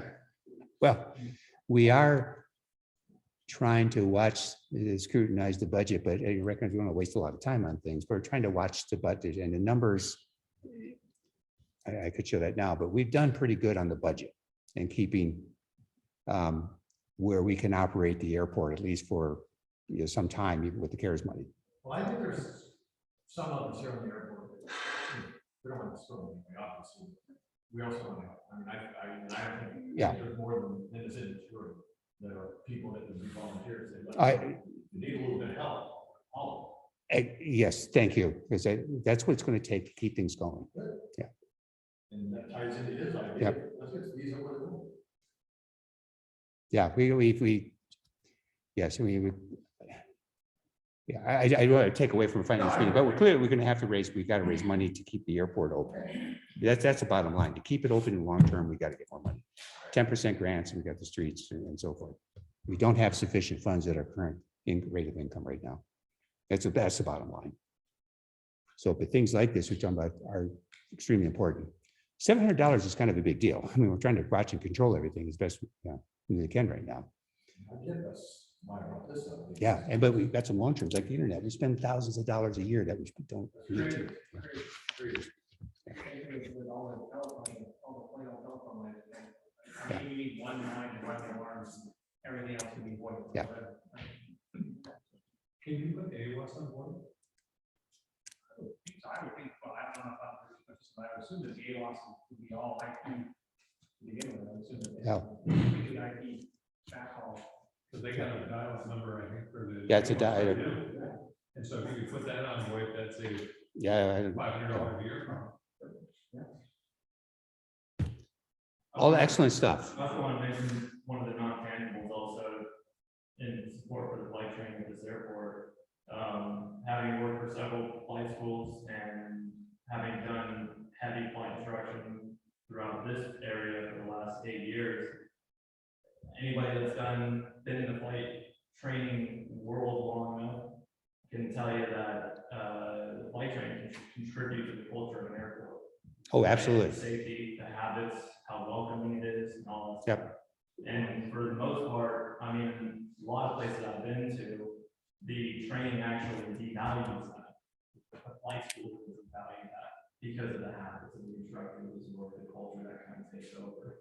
And one thing I've noticed ever since I've come to this area, I've gone in and out of this airport, is the flight training that occurs at this airport increases the quality of flying going in and out of here. It's extremely steady, confident. This flight school in particular, they're all absolute pleasure to work with on a single runway without a taxiway. And I think Great. the flight training in this environment really helps keep the quality of flying in and out of this airport at a higher level. I agree. Thank you. Yeah. It's so important at an airport to have the flight training, a maintenance facility, and gasoline. It makes the airport. Yeah, high school buildings, whatever, it wasn't by, we got together and planned it, it just works out. I think it's it goes to the actual instructors in the airport. Yeah, because we do have one runway, and like you said, back to half taxi. Yeah. And the taxi has cars on the side. Which is another issue. Yeah. Right, Yeah. right. Yeah. No, I say I really appreciate the discussion and the offers and incorporate that we'll do and have obviously further discussions, in particular in utilities, and as you mentioned, to see if we can save on that, because we are spending money that we don't really need. Yeah. Yes. Thank you. What I'll do is move on to the other agenda items. So just because of time, we're running to 8:30. Next one's under old business, actually from Dave Becker, status on the obstruction mitigation for the Sudbury property. In late June, I was assigned to pursue two residents that are joining on Sudbury, 3225 Sudbury and 3217 Sudbury. 3225, you'll notice from here is the white pillared, black roofed property. The pillars face the airport. I've been successful there. The trees have been cut, topped. They went an extra 5 feet, our request in exchange for our promise to pay them 70% of the tree costs. We did pay them 70% of their tree costs, and that project is done. And that's been good for several years. 3217, unfortunately, was a tenant occupied property whose owners were unresponsive. It subsequently was transferred to a bank through foreclosure. The bank sold it to Zillow, which is sort of a Rio department now for many lenders. It's for sale again. Zillow closed on it in August of this year. They of course don't move tenants in, they don't own it, they're just turning it over. The place is a mess, windows are open, doors are ajar. It's just looked like a crack house, abandoned and empty. Upstairs sliding glass doors open with drapes sitting soap on about them. It's inaccessible from outside. Just horrible. But it is for sale. There's a sign in the dirt. So I'm hoping to get somebody at Zillow to attention for a notice of intent to enter upon private property to the fate and nuisance, which is the excess of the outer trees. And so that notice is going to get issued in probably the next 10 days. We're going to serve on Zillow, post it on the property, and serve the realtor. And then we're going to have a company like Zillow, who did the work next door, come up and take down an eucalyptus. It's one of these trees, the trunk of which is on 3217, with 40% of the branches are over 3225. So we have to be real careful. Take the whole tree down. Sorry? Take the whole tree down. Well, we're not, especially when we do this in this adverse way, where we're just telling you we're going to come and do it, we're not allowed to kill the tree. We are allowed to do the minimum amount necessary to comply with to make it no longer a nuisance. So it's going to match the trees on 3225, essentially. And we want to do this in a way that doesn't make us liable to buy a 75-year-old eucalyptus. So that's my plan for 3217 in Sudbury. Hopefully by the end of the year, I'll be able to report to that some profit. So the cost on that one, is that, do we have any lead capabilities on that for the whoever buys it? If we had a set of CCNRs, or if we had an navigation easement placed on the property, we could probably go for a reimbursement claim. But we'd have to take them to a small claims court, show the statutory responsibility that the homeowner has to keep their trees under Part 77, get a judgment, record it against property. That would become the way in which we enforce the lien. Not worth the. There is no navigation easement. And we don't believe in those, in that old Sudbury construction, the navigation easements were placed there. But is this an opportunity to get a navigation easement on it, you're saying? As the normal course? The only opportunity, we've been through this with the county, is when they come in for a development permit, like that vacant land up by the pond, going in for moving it from vacant to single family construction, we can impose this condition. Mhm. But not a sale. And this is an existing house, so there's no way for us to get it there. It's far. Dave, do you know if there's a trustee recorded on that piece of property? Well, that was what you would have to have in order for it to be a foreclosure. So I know that there was one, the bank beneficiary foreclosed, the bank received it in the auction, the bank transferred it to Zillow. So there are no junior liens because they get wiped out on principal foreclosure. What I was wondering is if because if there's a trustee that they have to have insurance, and if the insurance company was aware that they were liable, if there's ever an aircraft accident, they're not following through with the FARs and have that hazard there and someone were to get injured, Zillow being pretty well off company, you can go after them for a lot and making them aware of what the peril they're putting themselves in by not maintaining what they were supposed to for those trees. I think that they probably, the cost of trimming those trees would be nothing. You know, California real estate, especially residential, where those disclosures. Now we improved Zillow was sent a notice of Part 77 and all that. And these new buyers, Mr. and Mrs. Smith, come in and say, we never heard about the airport restrictions on our tree. Oh, here's the letter to your seller. Right, and your seller's realtor. And yes, we can just do that passive notice thing, and hopefully it gets turned on to the right people. But I think that we're not able to be passive anymore. We can't do anything.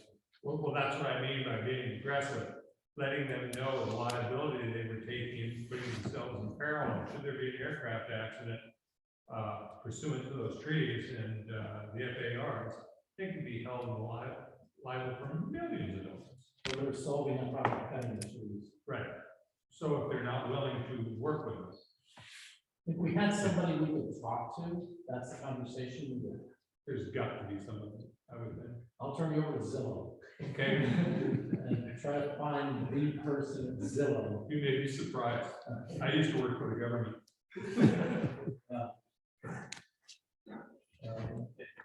Next item is mine, it's street jurisdiction. Right. Again, I must apologize, I've been busy with so many other things that I have not. The county by year shook them and said we're taking over our streets. I still haven't been able to do that. Thank you, Dave. Can you just general audit status? It starts soon, huh? Not much to say, just that the audit starts November 12th, and that's when they show up at the office and we'll check our procedures and pick up the paperwork that we've collected. That's it. Okay, we'll close that one out. And, Yeah. On the debit card, we just got them. I don't know if anybody's got a PIN code yet, but otherwise that's Yeah. taken care of too, so. Yeah, me too, I think so. Did you give it a pin? No. Okay, I haven't got a pin either. Okay. Okay. So we'll take that off the list and present on that one. So we just need to update the accounts that have automatic payments that are coming. Okay, the airport signage plan, that's what's been sitting in the folder for a while. I'm targeting to have a brief on that. Probably at another public type of meeting to show what's been suggested for doing the signage. There's a lot more homework they're going to do on that, as source of signs and so forth, but targeting kind of the February timeframe to do that done. Obstruction mitigation status, sent another letter to the property on Boeing. There's a lot of other actions I need to pick up on that, frankly, and get busy on that, as well as determining height of some trees, primarily along Boeing. You know, the girl did a real good start on that. But the bottom line is we're still doing, we still got a lot of, obstruction mitigation is always going to be continuous, of course. Question then for the board. We still have an open item on painting taxi on the each end of Boeing. I know we've had various discussions about having contractors do it, but the bids were pretty high. I don't remember what those numbers were, but it seems like in 10,000 range kind of pops out at me. It was in the many thousands to do that. The basic requirement is what I've seen in the FAA circulars, advisory circulars, ACs, is that the letters have to basically fill the street. And in the proportion, they have to come up to, we got to have roughly 100-foot wide streets. The letters come out to be approximately 60 feet high. It's got to span the whole thing to meet the FAA requirements. It's got to be a black background. Actually, technically, it's got to be a black border to come up around the letters. But you might as well make the whole thing black. And then the yellow lettering. It doesn't seem to talk about other than this highway paint.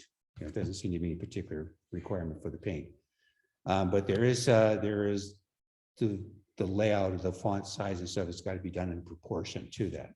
So do they make any comment about how the yellow center line going down the middle of it would affect the official No, letters? I don't think so. Because it's Yeah, I think you just have to, consider. yeah, skip the, yeah, that's a good point. That is a good point. This, just as aware, this is stems from when Caltrans several years ago said we had to get rid of the X's, so it wasn't proper. You know, who has jurisdictions and stuff, that's all was kind of a confusing thing. But they did require us to paint taxi on the lines to preclude airplanes from landing on Boeing. They were very glad to see the X's removed. That was a big step for Caltrans, but now we got to think about getting the taxi on. I don't think it's a major thing for getting to the next inspection with Caltrans, other than when it's showing that we are making progress, we're doing something about them. So I think if we were to do this type of project, it basically involves painting the black background. And by the way, half a street at a time, because it's got a lot of traffic to flow through, or half of it. Size of letters, probably lay out them chalk lines, you know, on the street with those measurements, paint between the lines, do it at both ends, and then switch and do it on the other side of the street. Fundamentally, that's what this is. The objective is to save you know, many thousands of dollars. I didn't follow through and to see what Kevin came up with the bids before, but he did have a contractor came out, and it came out pretty expensive to go do that. I don't know if you remember anything on that day, but It was tens of thousands of dollars, and just ridiculous. We got a lot of even bodies. okay, so that's the discussion for the board is, should we ask for resident volunteers to go do that? I'll help do the layout. on it. Okay. Absolutely. Now, is that something we could use our, I don't know, the CARES money, this new version of it, the airport reconstruction and maintenance fund or whatever the new grant is? I think we could, Kevin, but I think the hesitancy, we don't want to spend tons, Well, all that money, but yeah, for but if we right, could, paint. Even for materials, For just materials. for the paint, just materials, yeah. paint and black slurry or whatever we need to do. Well, I will tell you, I've done 2 runways before. I'm gonna tell you guys that yellow highway paint, don't get it on anything you don't want it on, because it doesn't come off. it hasn't come off, yeah.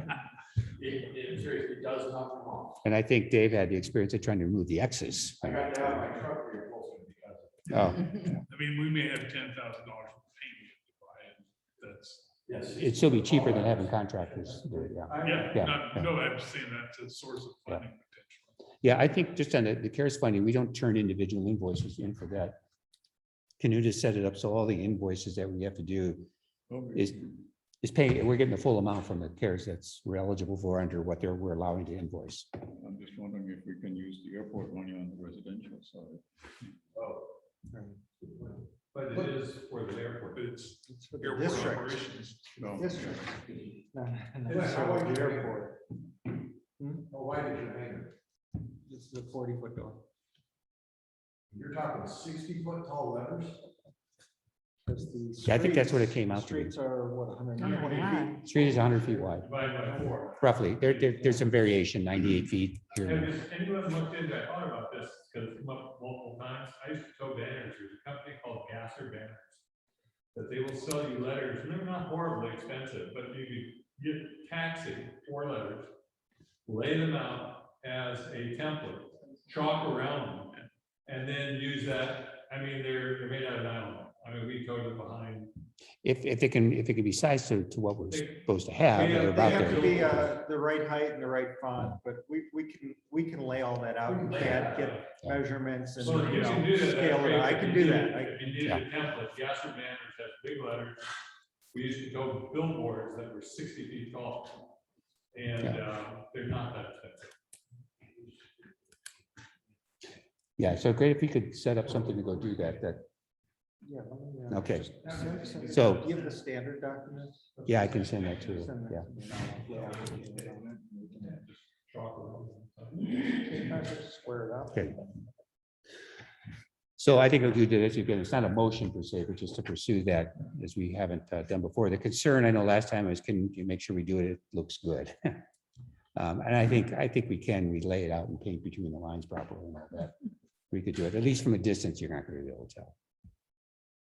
But I think it brings up a good point. We may have to tap into our street budget. I think it's something we should look Yeah. into because the FAA doesn't want to pay for the residential. Right. side. And that becomes the issue when we go after grants. Yeah. Good to handle it carefully. It's a good point. Moving on to the new business.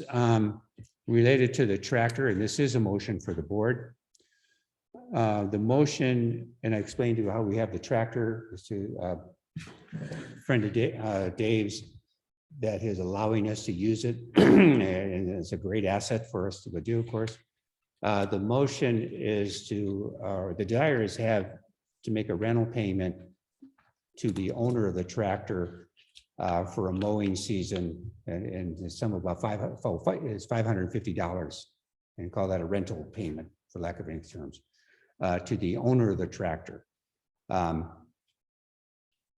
Then the district is responsible for the maintenance, and of course, any repairs that happen to come up on us.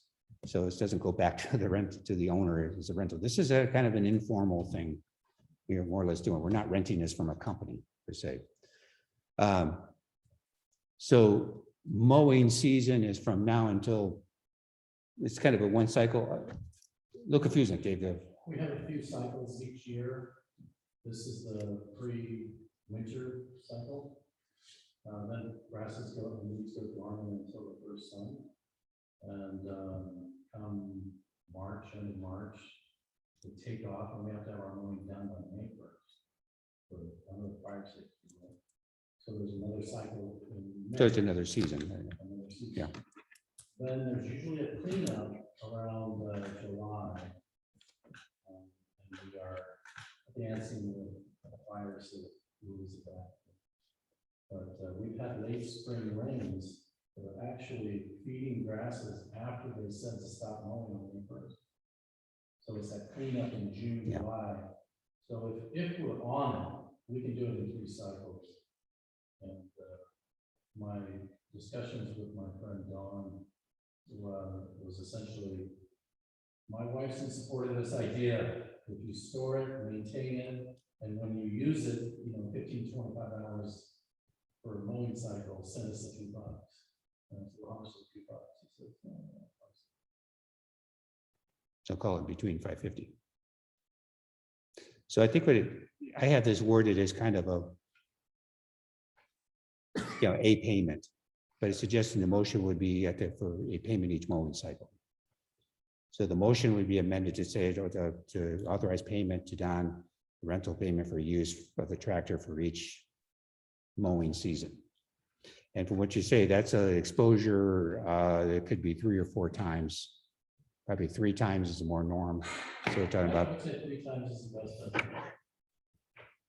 so it's a expense, can you, what, $1,700–1,800 a year for tractor, which is cheap.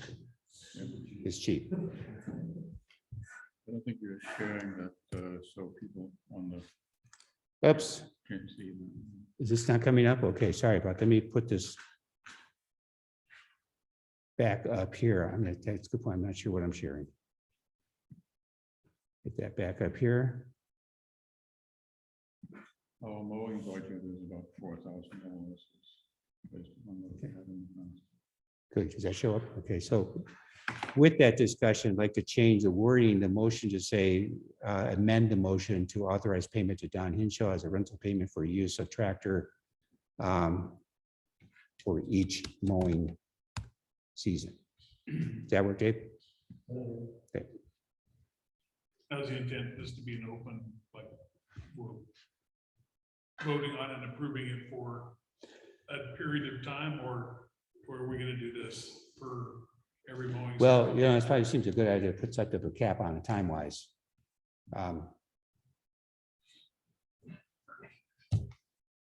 For the next year. Yeah, I know, that's the idea is we want to keep going on. We're not gonna pay them if we don't use it. Yeah, We're and just gonna use it when we need it. this type of thing at the same time with that amount is something that normally the board doesn't go and approve. The airport manager, handles it. Part of the operating Yeah. budget. The way the word is if it payment, if it begins in a few years, we exceed 550 for whatever reason. I think you're- It's the engineer side of me too. It's just gonna get more complicated. Yeah, I agree. As we try and not. We can deal with that. Did I just hear an attorney say you're overthinking it? An old attorney. Can we coach you on that? Can't. So, any other discussion? Or? Yeah, I'm good. I just wanted to, Is it didn't know if we budgeted, need to right? clarify this as a. You got one-time 4,000 or- set aside for mowing. And just keep in mind that part of that, the 4,000 is in the budget now, so there's going to be some occasional maintenance costs. Fuel will come Fuel out and of that. oil Fuel, and right, whatever to right. maintain it is part of, That would likely be donated. So this is a incredible help to the district. yeah. So if there's no further, any other discussion? Having no further discussion, I'd like to make a motion and we pass it. One second. Second, and I vote aye, aye. Aye. And I think procedurally, that's probably something that can be handled. Dominic can write the checks for it. Right?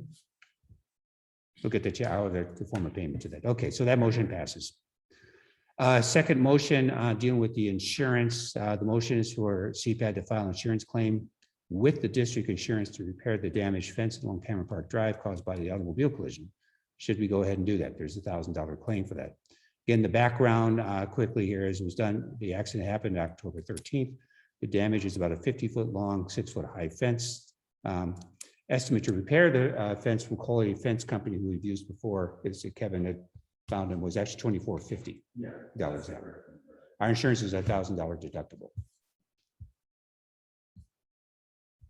I don't see any reason why we shouldn't do this. I think we can turn on our insurance companies to go after, is that correct, to go after the $1,000 deductible? So I don't see any reason not to do this in the discussion and it affects our insurance rates in the future, anything like that.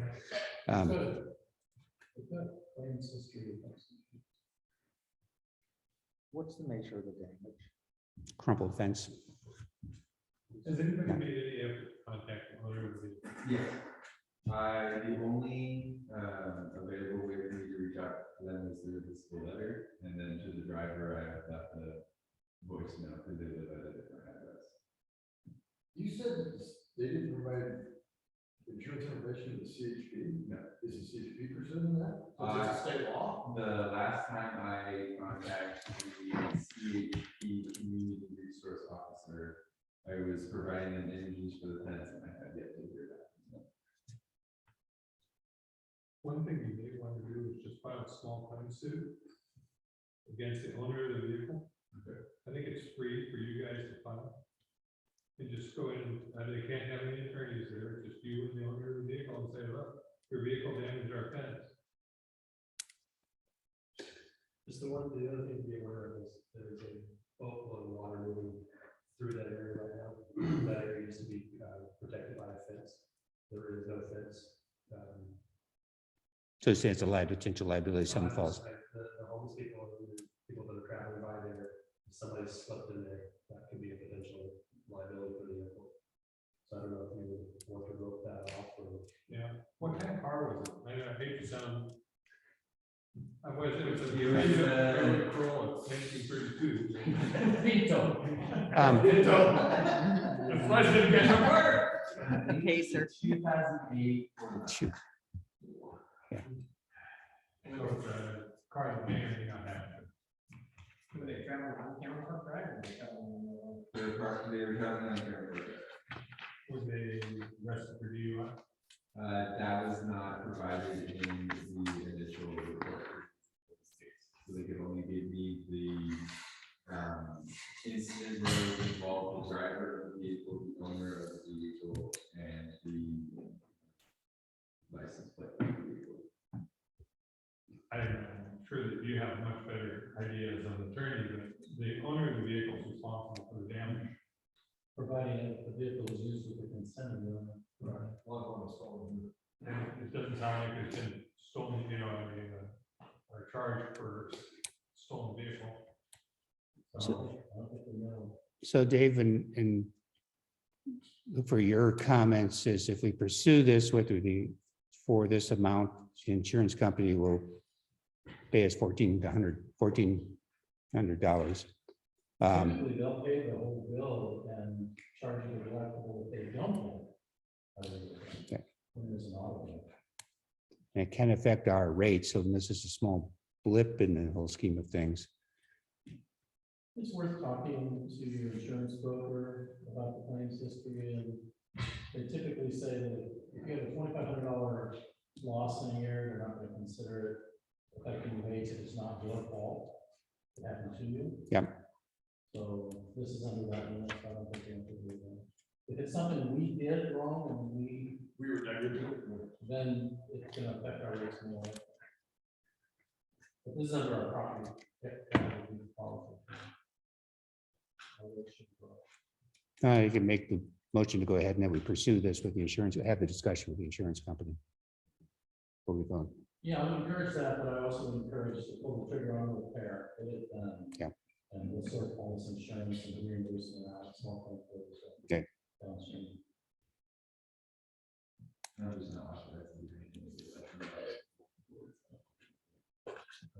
So Dominic, do you think we can go ahead and get the repairs going and deal with the insurance company separately? Yeah.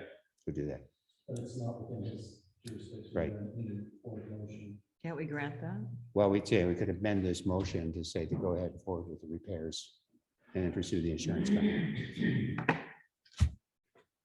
So motion proposed to amend the motion to say motion for CPAD to initiate repairs of the fence and if, I don't know, file a claim or work with our district insurance for reimbursement. Sound good? Something along that line?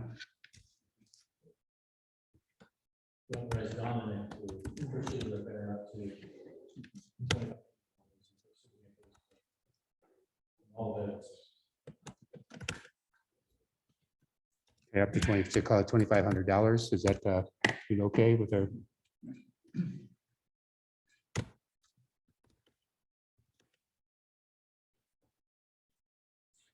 File a claim or work with insurance. Work with district insurance. We'll clean up the language, but that's the intent, to work with the district insurance. Any other discussion? I'd like to go ahead and make a motion then? Aye. Aye. Okay. We got all ayes. Yeah. Okay, working through this and I recognize the time, so I'm gonna get through here, but actually, the other motion on here dealing with the fuels, we already covered. I forgot it was an actual motion on here, but we did that. Second one is a CPAD policy update. Do you want to explain the purpose of it? It's just to bring our bookkeeping up to modern times. We are able to, now that we've got online access to our accounts within the last few years, we can move funds between our own accounts. So instead of the bookkeeper writing a check when we transfer it to the assessment district and two have to sign, you can just do it online and you can approve that. So that's pretty much the basis of it. So it will save checks, it will save money, it will save bookkeeper time. So it's more procedural thing. So this is a motion because it is a change to an already approved policy. Would just be added as item 17. There's currently 16 items. And it will be added to the accounting policies for the bookkeeper. And it's only between our own accounts and it has to be approved by the board member. Any other comments, discussion? With that, I'd like to go ahead and make a motion that we approve the change to the policy. Second And aye. Aye. Okay, the motion passes. You skip the D here. We already did that. Make a note in the minutes that that was approved. So, do I understand we're improving the purchase of the hoses? Yes. That's what we're purchasing the hoses and the pressure gauges as we discussed. And then note that are going to help out fire extinguishers, yes. And thank you. Yeah. Mechanically, how that works, you guys buy the stuff, they make a donation in. They don't go buy them. Okay, so, Install them. Dominic handles that. Okay. They just write a check to- as a gift. okay, I see. Then we have to check Ranger and all that. Yeah. Okay. So to show up as an expense and then a reimbursement or donation. Get it right. Yeah. You want to be able to say, okay.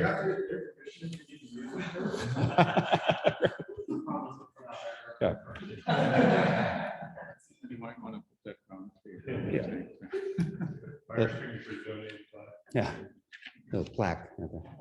Last item on the agenda is really for a discussion item to begin discussion on this. Diane actually originally came up with this, the concern. You want to talk to it?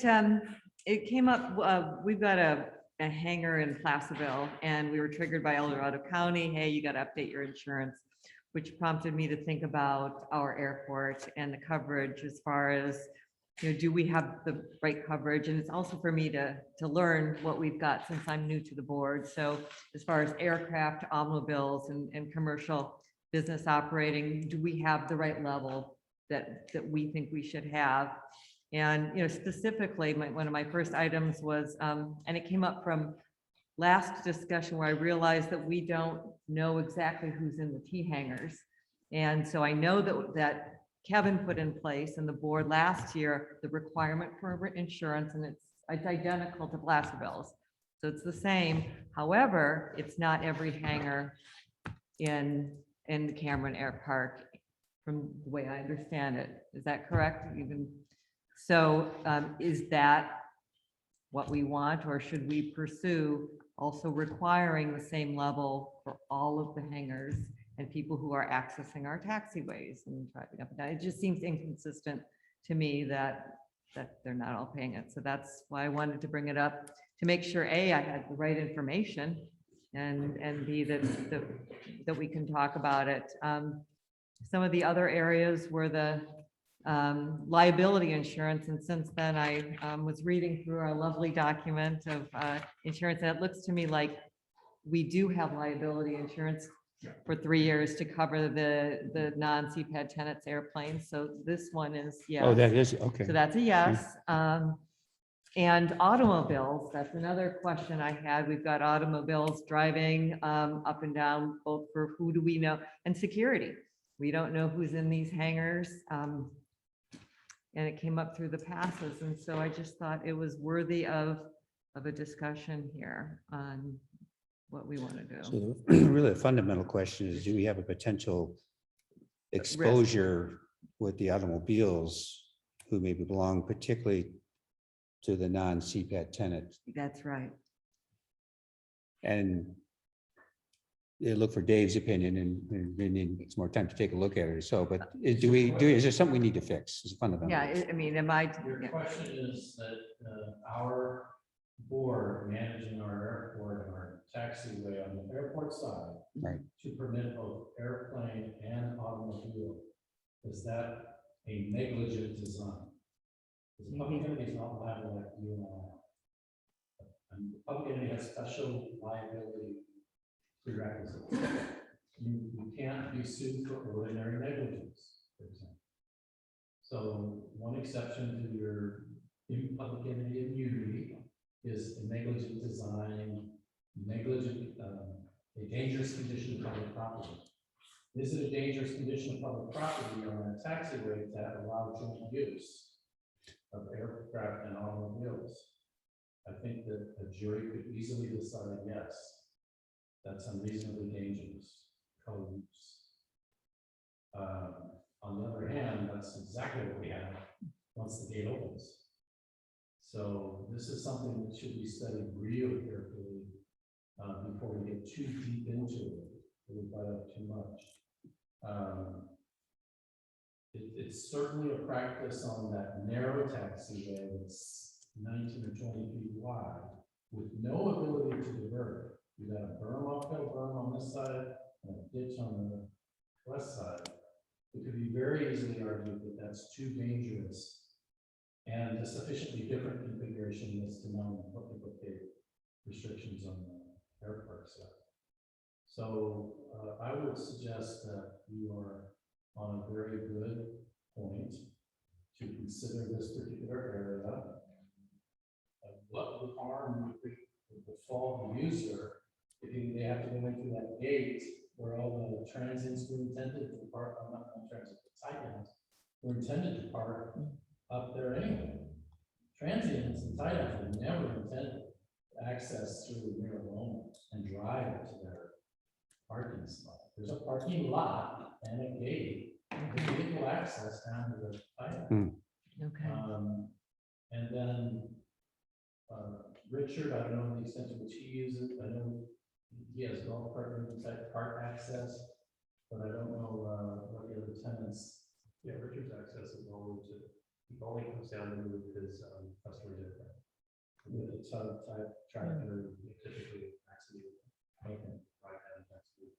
So my recommendation to you is to provide to the manager a directive to examine the risk, meet with council, maybe a meeting of a board member, council and manager, to look at it, make a study of it, study implications, the prejudices and the benefits, and come back with a report.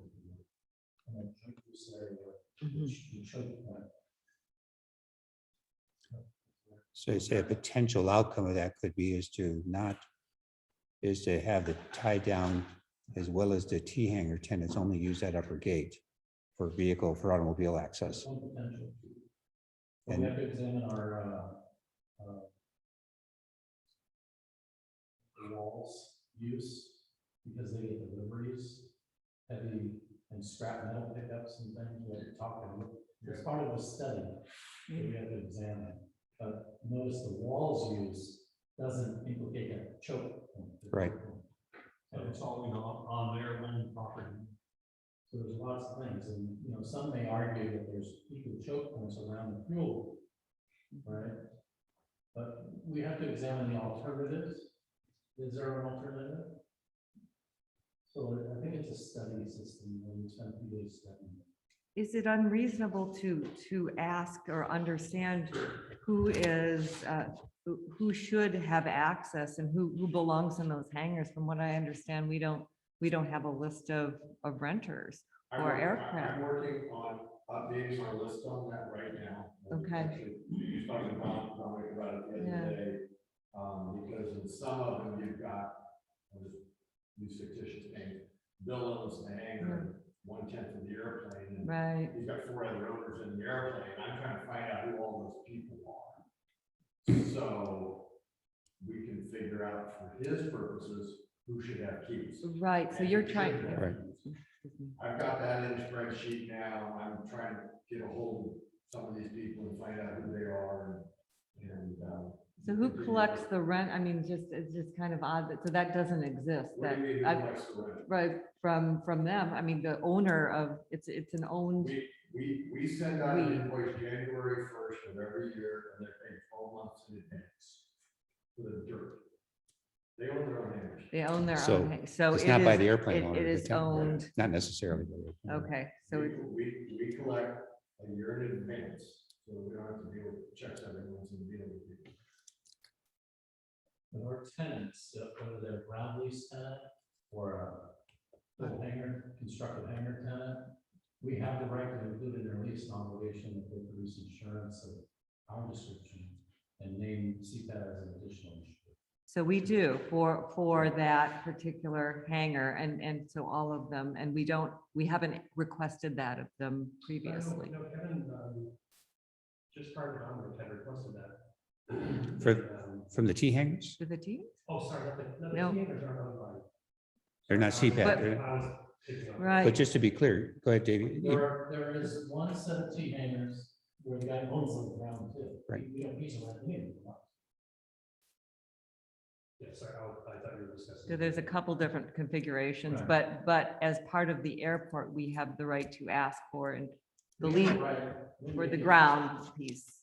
We have the right to ask our tenants, as typical landlord-tenant relationship, to have insure us for their conduct operations. We also have the right to impose that same requirement on all users that live in the airport that have those rights too. This is a topic that needs additional study, a study group on, do we have the same justification and need to impose an insurance requirement on through the fence users? And let me get with Charlie and verify, but I think we have that. I think we have CPAD named as an additional insured. I'm reasonably sure, but let me go back. And I'm gonna tell you, it's gonna probably be another 60 days because he's up over his head with some stuff right now. So I can't even go over him anymore.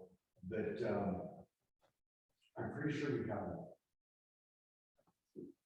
Then we would be getting notifications from his insurance, only from cancellation. Right. You would see that. So, And then that kind of, which you talking about here, that kind of gets back to what we talked about before we do this game. And we're still working towards that. That granted, we are still working towards doing that in the airport. But he's got to get through what he's got going on right now. so that's where he's talked about moving, taking a gate apparently he has and do a similar to our Loma gate. The idea is to take that gate, move it down the hill so we can get electricity to it. We'll run electricity rod from the hangar, our big hangar. Put in a sliding gate like we have now. And then the way I described, talking to Dominic about it was, then he can issue cards for everybody that has in the airport for that gate, that only work with that gate. And for these guys and people on the other end of the airport, issue cards that only work with that gate. That should stop 90% of the traffic.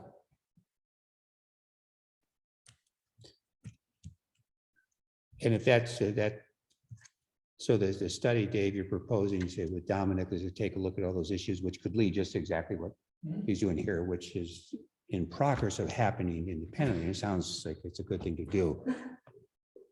Anyways, to cut down the traffic that passes by the fuel pump, if nothing else. Yeah. So Mike would be good to be on this informal committee, myself and a board member, and start studying it. Present a list of recommendations. Any comments on the board? Let's go ahead and have that study. Makes sense. Yeah. Let's go do that. Yeah. So if you, Mike, Dominic, yourself, and board members or board member wants to be part of that, then I'll be a part of it. that'd be part of it. Mhm. Okay, then we'll go ahead with that study and work out whatever scheduling the details. But doing that gate sounds like that's That would be a great, Because, probably a oh, yeah. longer term solution. because though. of course the concern that comes to mind is, are we at a potential, everything we've discussed, are we at a potential liability should that? We haven't had, I don't think we ever had an automobile airplane collision here at the, Yeah, what? but what, Has not yet. right, Dave, just out of curiosity, why wouldn't an insurance requirement like that with CPAT names be then applied to, not also applied to vehicles? Cars? Really good point. That's part of the thinking all the way through the thing. If there's damage to CPAD facilities, the stop sign is a CPAD facility, the gate, stuck accelerator that goes through our gate.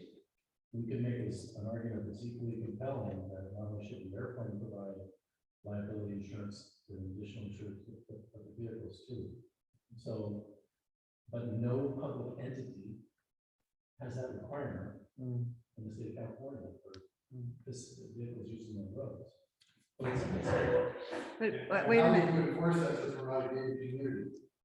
All those reasons. Yeah. The cars are going to be, cars on the air park side are going to be a conundrum. I can ask that question. Alex started the process of so we have liability insurance with you guys, but we have insurance. We're dealing with our broker right now for insurance in the hangar. The door was a big thing. The door came down, crushed somebody. We're super concerned. Yeah. Lose our houses. Commercial. Right. Right. In addition to the aircraft. And we're closing on that now, so I can ask that question of the broker.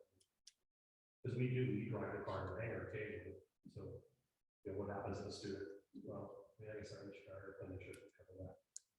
Anyways, we're deep into that process right now, and I should have that, hopefully, that finalized by the end of the week. We're to the point now, just negotiating, is it $1 million, $2 million, $4 million? There's some concerns with aircraft in the hangar and ownership of aircraft and things like that. We've got to look at. But she had come out on your whole liability thing, she was out about 4 months ago, and we actually she toured the airport, talked about the operations, and had talked with Kevin briefly on suggestions of what was industry norms. Standards. We never talked about cars, despite the fact that we took her car and drove through the gate and actually went around the airport and over the and back. Through your choke. Yeah. But it never came up.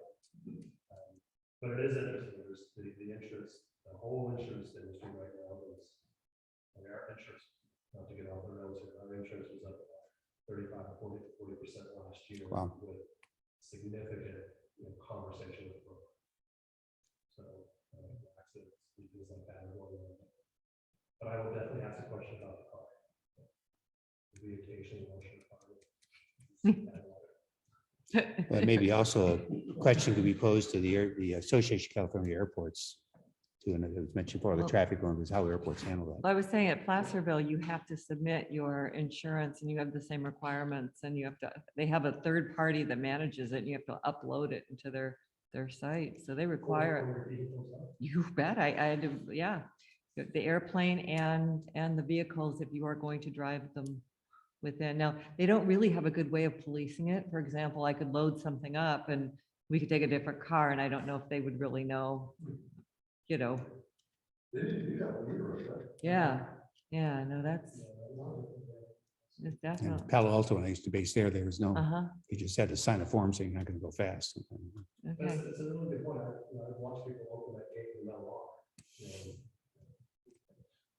So they're breaking in then. It's interesting. So we'll proceed with the study group as discussed. I think it'd be an excellent start. Did you have anything further? on that? I think that's the bulk of it That's- for yeah, tonight. it's Let's bite it's off. swirling one. around, Yeah, we can- let's we can do- just tackle one thing at a time. Right. And I think that's a good goal. Any of these comments by the board? Or? So our next meeting is November 22nd. You think we can have it here, Ben? Okay, we'll have it here. We will not have a December meeting, as been what CPAD, I think historically does not have a December meeting, because that would put it right in Christmas time. So the next one after November would be in the January, wherever that fourth Monday goes. This was a very good discussion. You can see we have a lot of things going on here. Say a lot of opportunities to improve here. Make sure we do the right things. So I'm looking forward to the fuel meetings and the financial meetings. I'm looking more forward to getting the material done to support those meetings. Yeah. That's been the challenge, but it's kind of an interesting process. Terry, do you have access to the sandwich board sign? Yes. Yeah, that's Dominic. That's over in. I think That's in the audit area. Oh, he's okay. Any particular reason or? Oh, with all these specialist meetings and this monthly meeting, that really drives attendance. Yeah, we just really didn't get the sandwich board out for this meeting. It's kind of sit next to us. Yeah. Well, I found it in general that for the various meetings over time, having that board out there, whether it's our, the sign right at the entrance, that's better than any emails. Yeah. To go. I just forgot about this time. Just before Phil got home from work. Yeah. Okay. So Right. meeting's adjourned at 9:23. Thank you, everyone. I got to do that. I got to do that.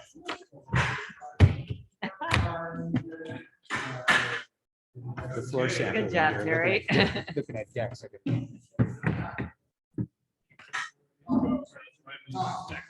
Yeah, that's. Thank you, everyone online. I think everybody's gone now.